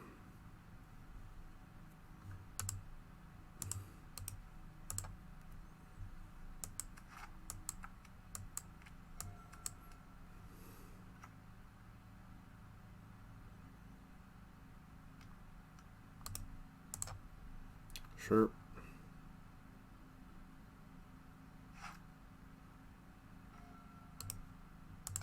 So we're dead. Maybe I should have mulliganed to 5. Like, there aren't too many moles to fire that be a Thoughtseize anyway, but, you know, we just keep a 5-lander. Sure. Probably take Legions in. Yep.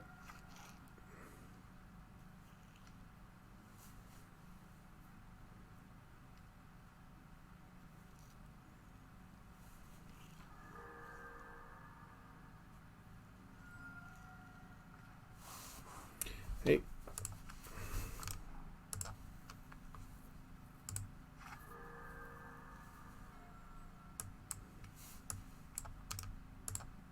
It's got to hit 4 more land drops to go, right?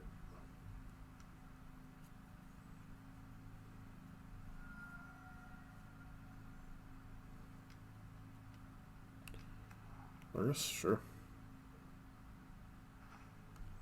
Ooh, Paradise Druid.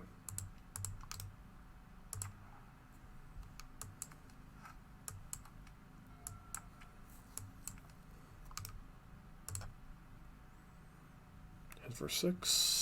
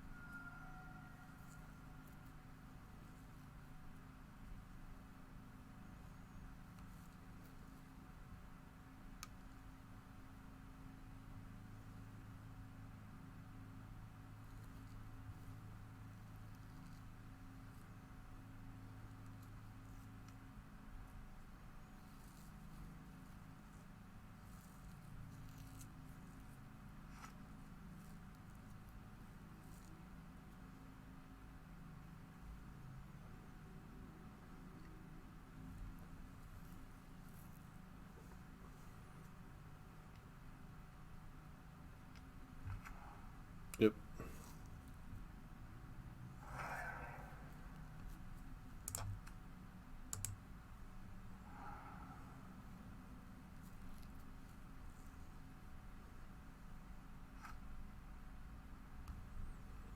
I mean,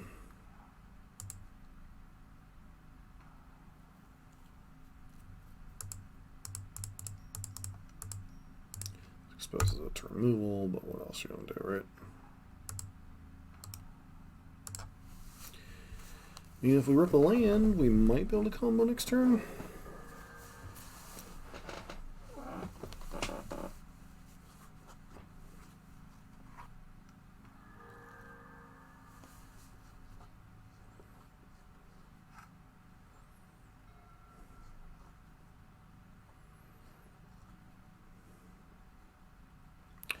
Thinking they'd leave some amount of removal spells in.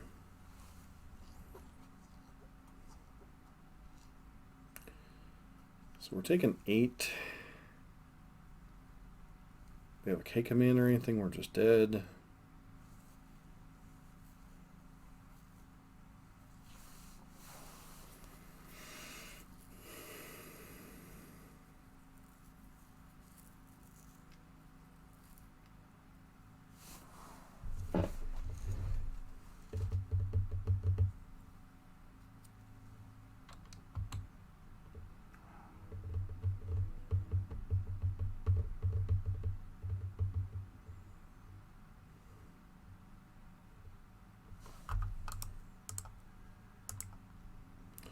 Alright, so we're dead there.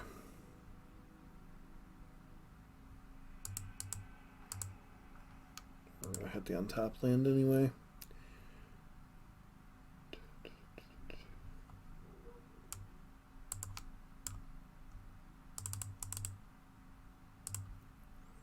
Let's go ahead and do that. I don't think they have Cage in their list. If we get got, we get got. I mean,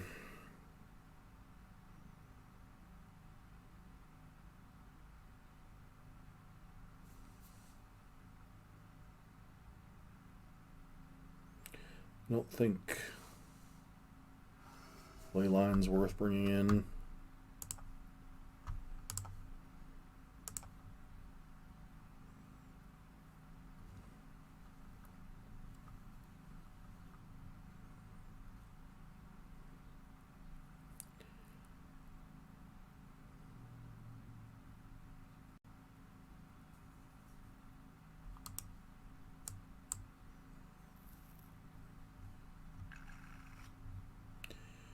And skin, we don't have lands, so have to pitch this hand.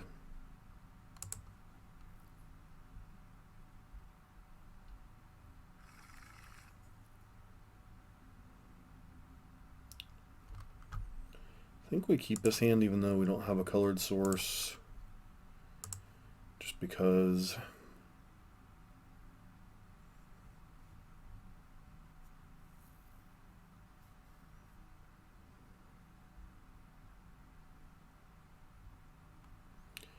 it's obviously a huge gamble.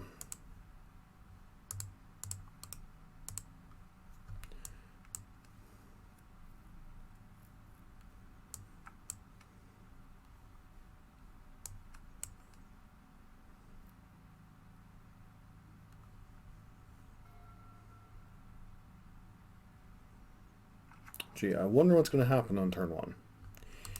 Hey, it's not Thoughtseize. I'm kind of surprised. Okay.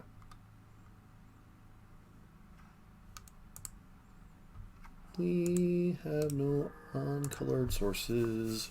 Go.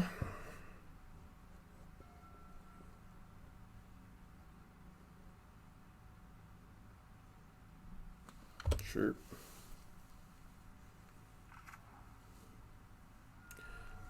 Looks like they have a Croxa hand. Nope, Grim Flare. Okay.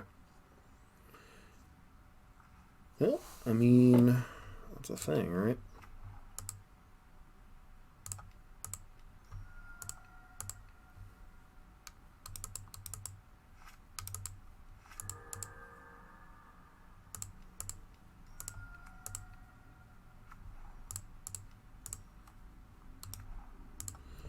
Okay, that's 5 mana.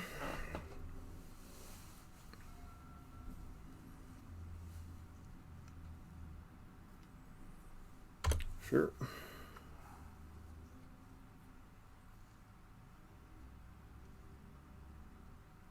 Looks like they get the Blood Crypt or the Swamp.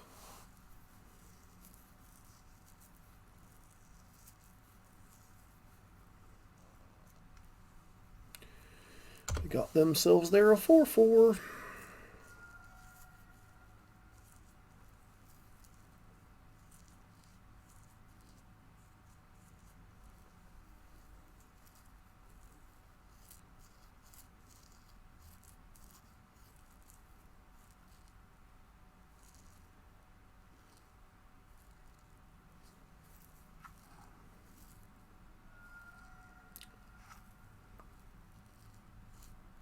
Fatal Push. I'm presuming that's what you're upping here, right?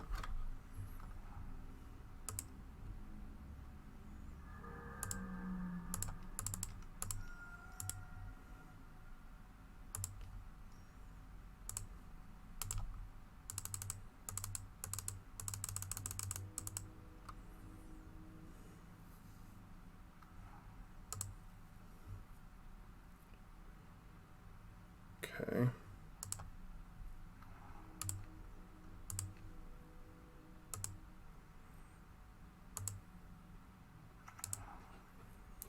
Bring the big guy back.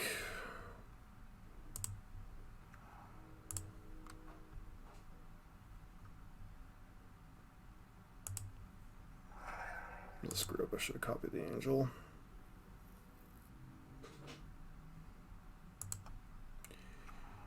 Angel, blank you.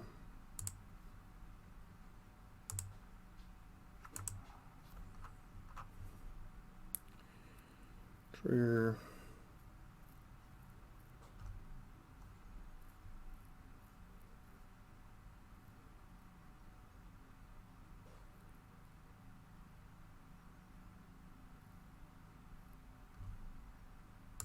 Spark double, copy you.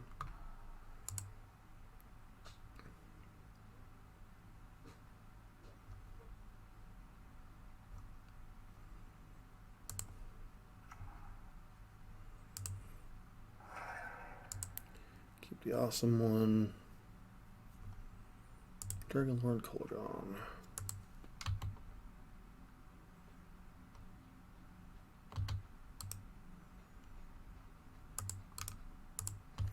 Attack with all creatures.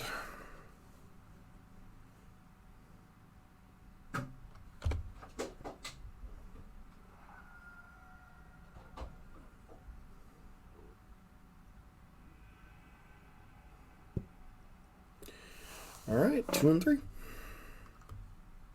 We're back for match number 6, trying to continue to climb our way here. Sure, up on a good look. Opponent likely also has a companion.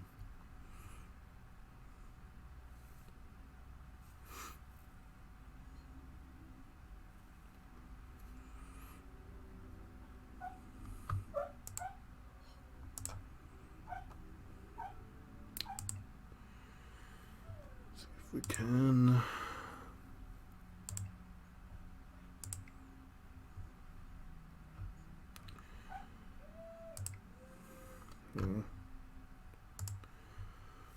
Look at standings, which is mildly annoying.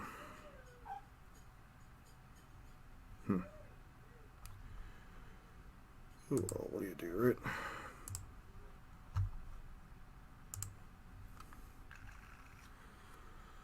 Is a Yorion deck. Keep.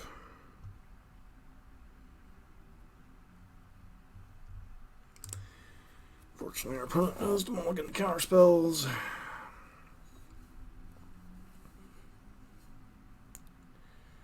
It's one of the huge downsides of running Gyruda, right? Is just really telegraph to your opponent that you're, at the bottom. Combo deck.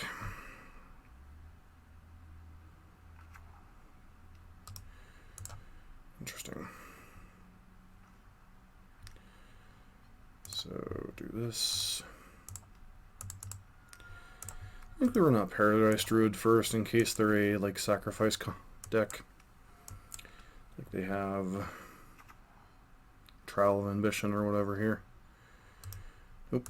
Okay, they're just. So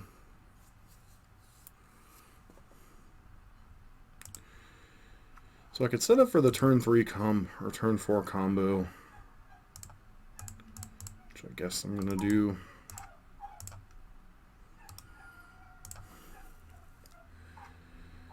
No attacks.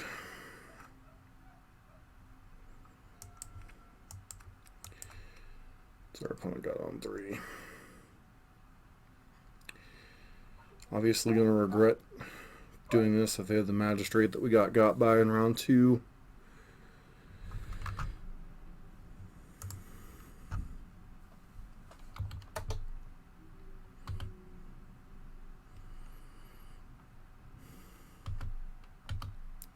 Feels like this is a free block, but, you know, no reason to risk anything.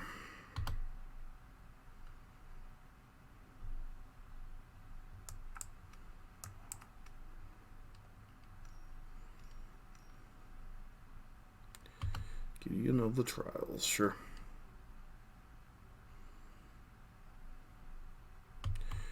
Sure.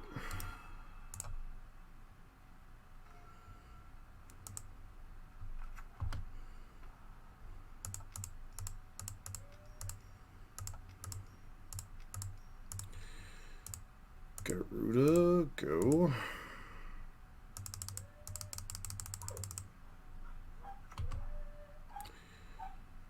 Alright, Whisper Silk Angel. Gyruda, yes.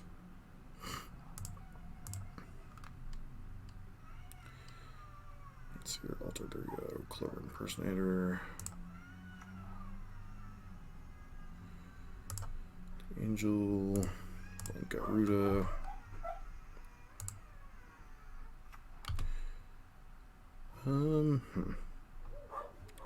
So we actually hit nothing here.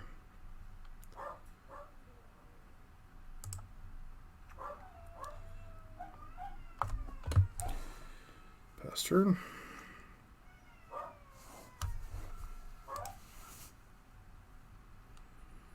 The 0 many faces at least allows us to potentially go off again next turn. Sure.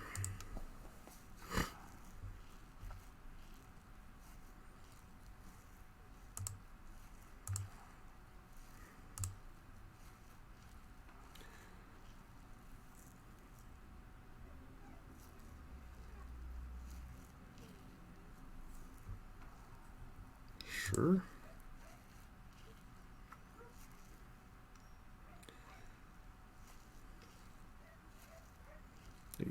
Yorioning here. Sure.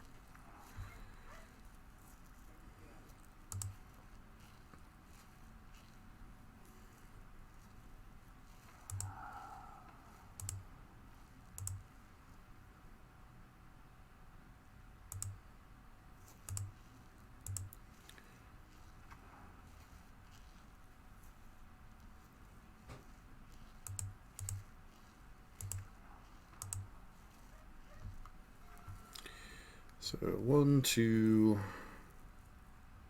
3, 4, 5, 6. So I could Vizier, go for the combo. We just do Impersonator.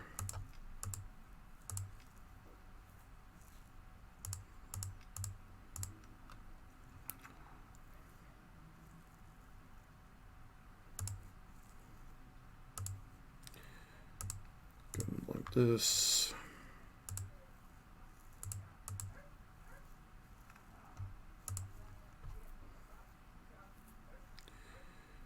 Spark double. Copy Gyruda. Trigger. Weave Angel. Trigger this.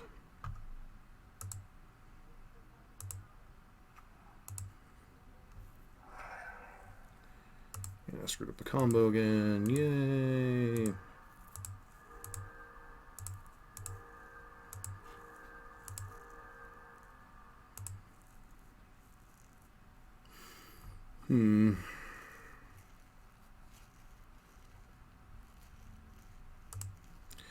So our opponent has Ballista here. They get to punk us out.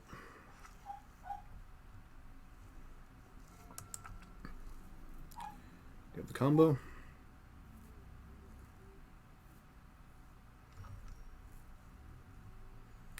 Baffling in, sure. Going after what? Okay.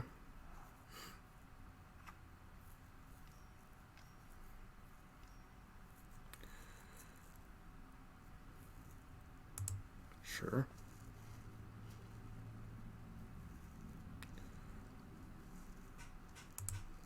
Sure.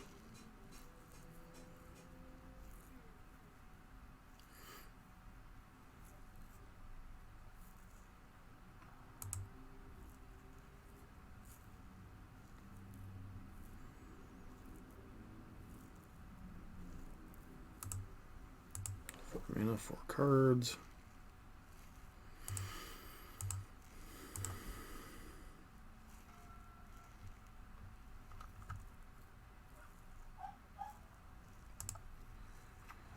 So 1, 2, 3, 4, 5. 2, 3, 4, 5, 6, 7. 7 mana again.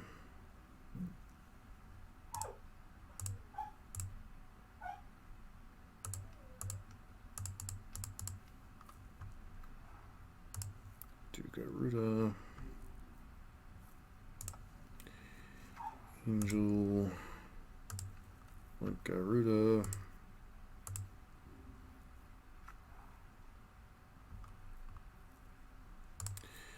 Dragon Lord Kulagon.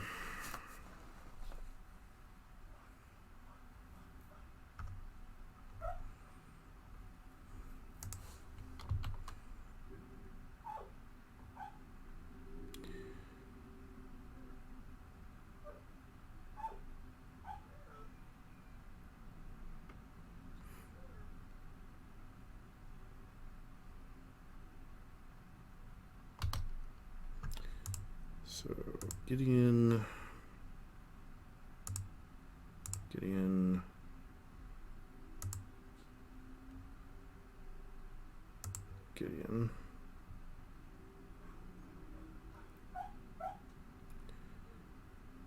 Big idiot. Attack.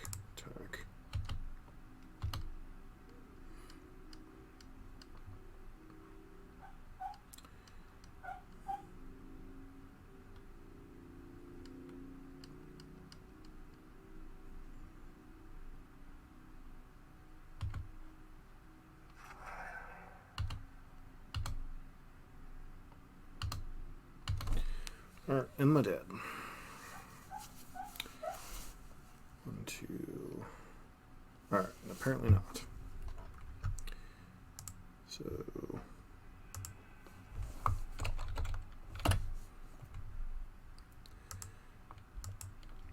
black, white, gone.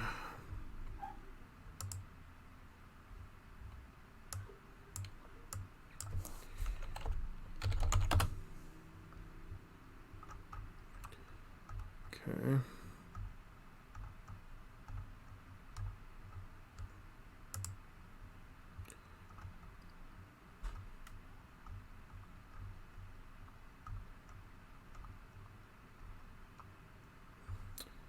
So we know our opponent's going to have the Hound. Probably interested in 2 copies of Blink of an Eye, 2 copies of Legion's End, question mark. Go down the 4 Thought-Knot Seers.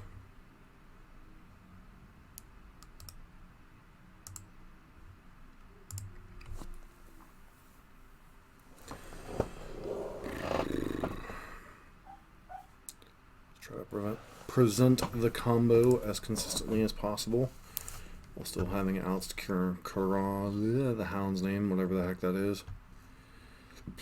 Don't think we can keep this hand. Can't keep this hand either. Can't keep this hand either. Sure, I guess. 1, 2, land.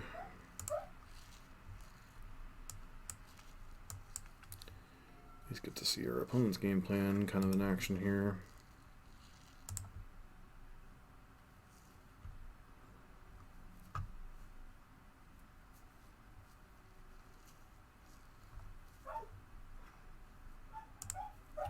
Temple of My Lady. 0 on bottom. Go.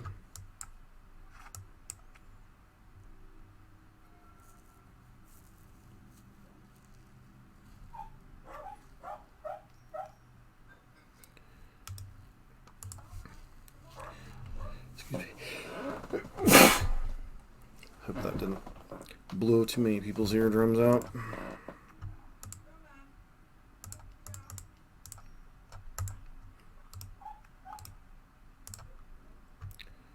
Okay.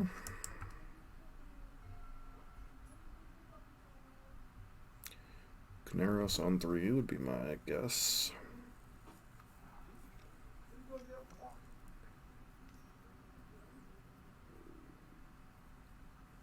Gideon doesn't do much. I mean, it's kind of a clock, but at the same time, it's just kind of a nuisance.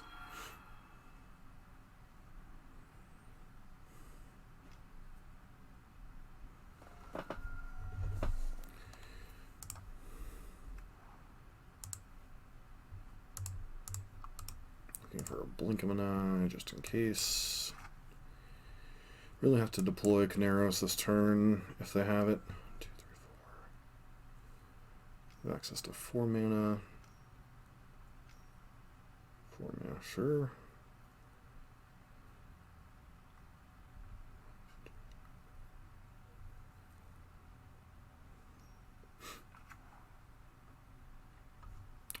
Okay. Do you have Ballista here? Charming Prince. Okay.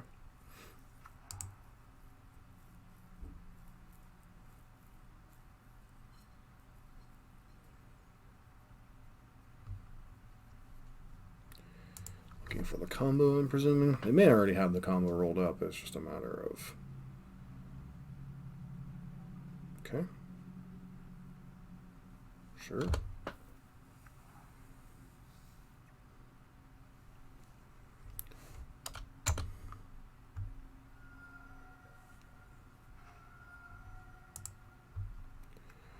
We have the combo. So 9, 11, 13. Might not be able to cast Gyruda next turn anyway, so...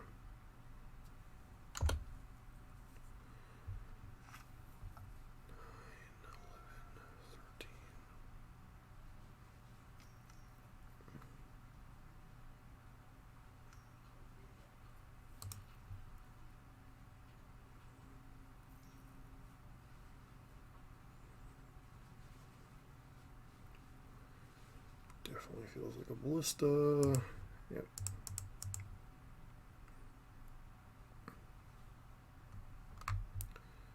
Okey-dokey.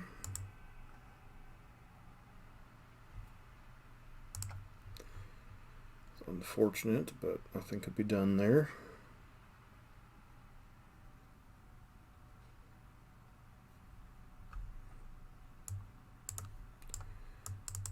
Maybe an agonizing remorse matchup instead.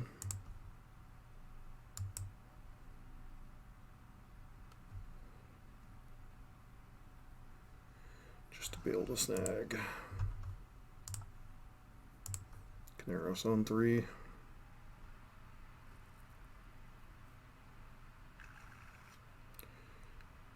One of these hands, huh?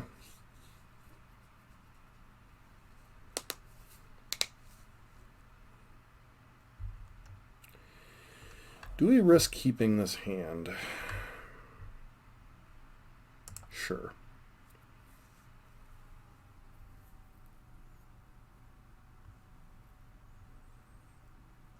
It's definitely a, we need to draw a land hand.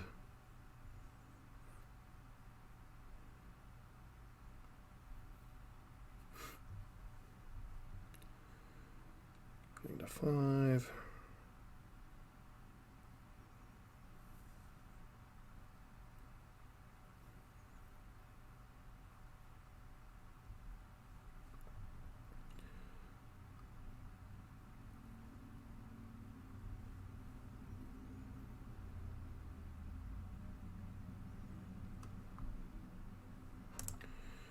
Alright, show me a land. Well,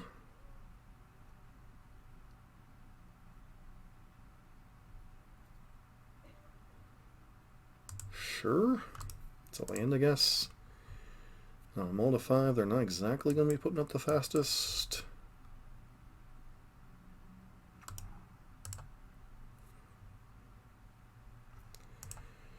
Show me another land drop.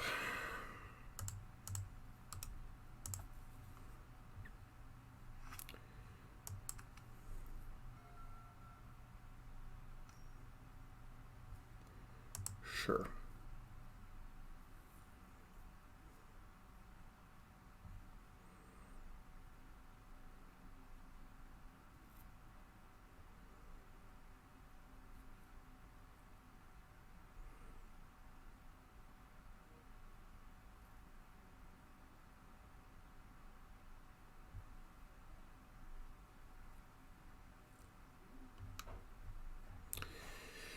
I think this hand is take one, either the remorse or one of the, okay.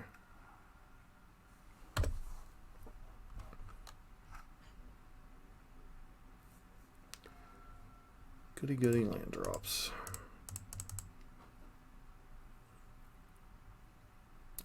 Can't afford to get locked out by Knaros. Trial of Ambition is going to get us regardless, so.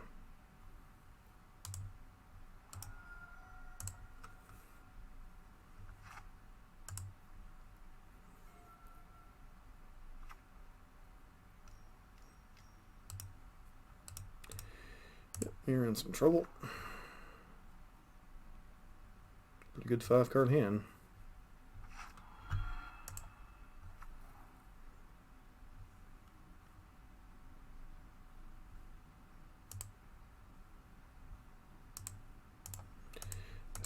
on the face of knowing they have that, just because.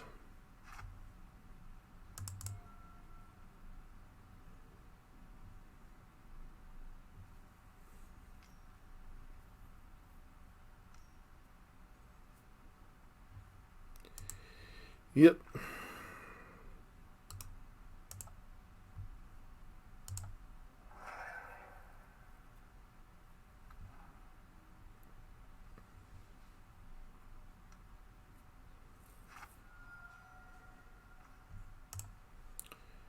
All right.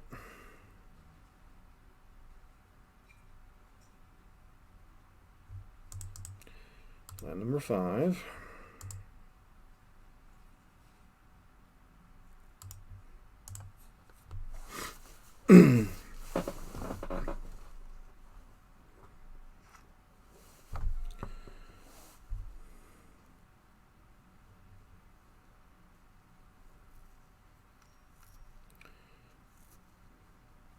Sure.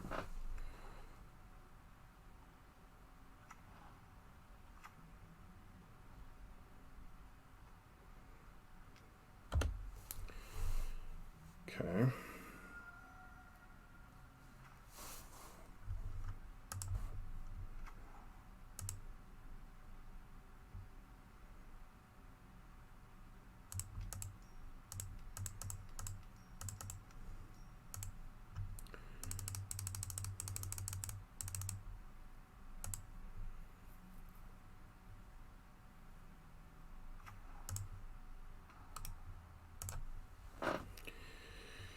Alright, come on, deck.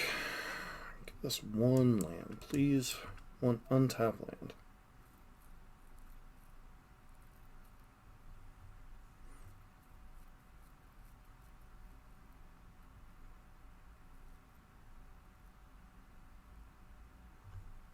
Sure. No blocks.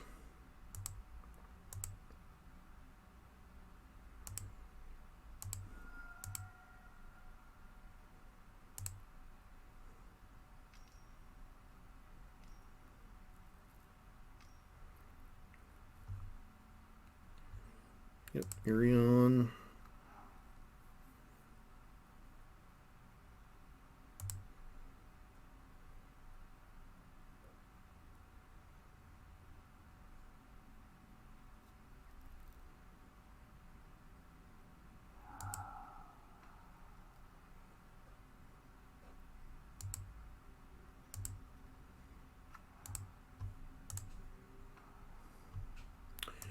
One land drop, please. Wow.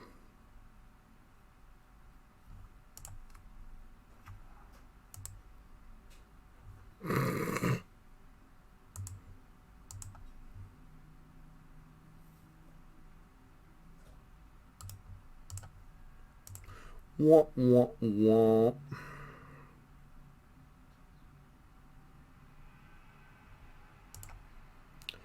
In this round, we were 112.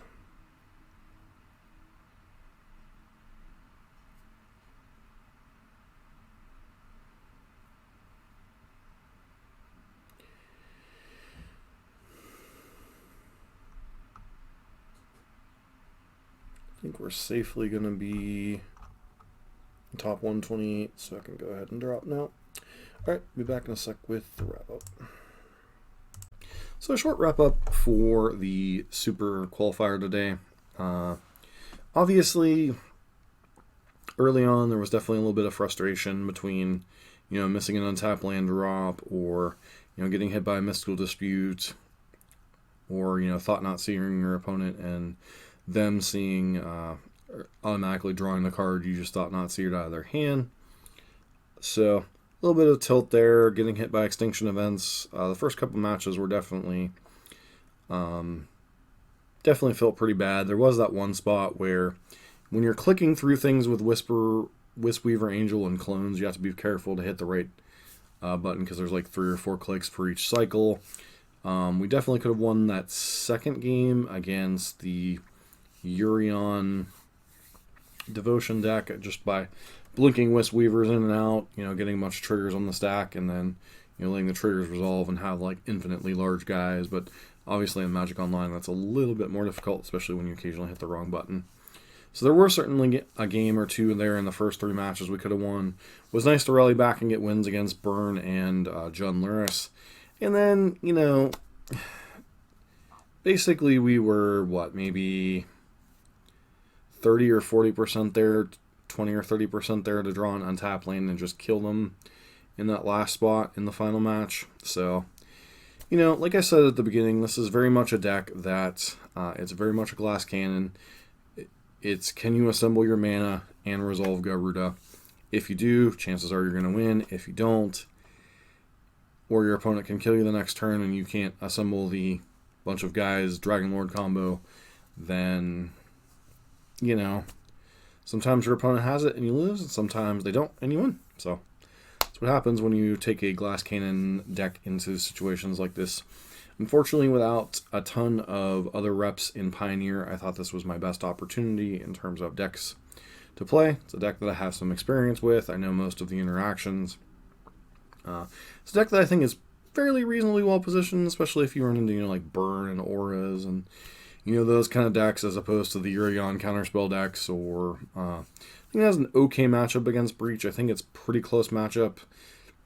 Even with the 4D spheres in the sideboard, I think it's a close matchup, but, opponent was obviously well-versed in what was going on. Both of our first 2 opponents had some tech against us that could really, really hurt, so, what else can you do, But 2 and 4, not the best result, but definitely did want to get some reps in higher level events. We got to learn a few new interactions with the blinking of the Wisp Weaver Angels, and got a decent feel for the Black Splash. I do think it really stretches the mana, and I think the deck really would like a 3rd rainbow source, not with Willowhaven, but unfortunately most of them are extremely vulnerable to getting killed, so you work with what you got. And I do like the addition of Thought-Knot Seer in the main deck. I do sort of like the Black Slash, but at the same time I'd be tempted to try this version, which is kind of like the blue interactive cards, and leaving the black cards on the side next time. Maybe go back to 4 copies of Breeding Pool, because that leaves us with 4, 8, 12. 12 copies of colorless, which may not be enough. So maybe you need Llanowar Waste to be able to cast Thought-Knot Seer too. Really kind of hard to say. But this is definitely a deck, while there's not a ton of customization available to it, the choices you make with your customization are important. Yeah, so. Anyways, this was an interesting event today. This has been John for MTG Nexus. We'll be back tonight with a stream with Space Marines Yorion Bant Snow control list. So hopefully you'll be here tonight to tune in for that. Or if you've watched this in the future after we've done that stream, if you want to check out that video, feel free to check that out. This has been John for MTG Nexus.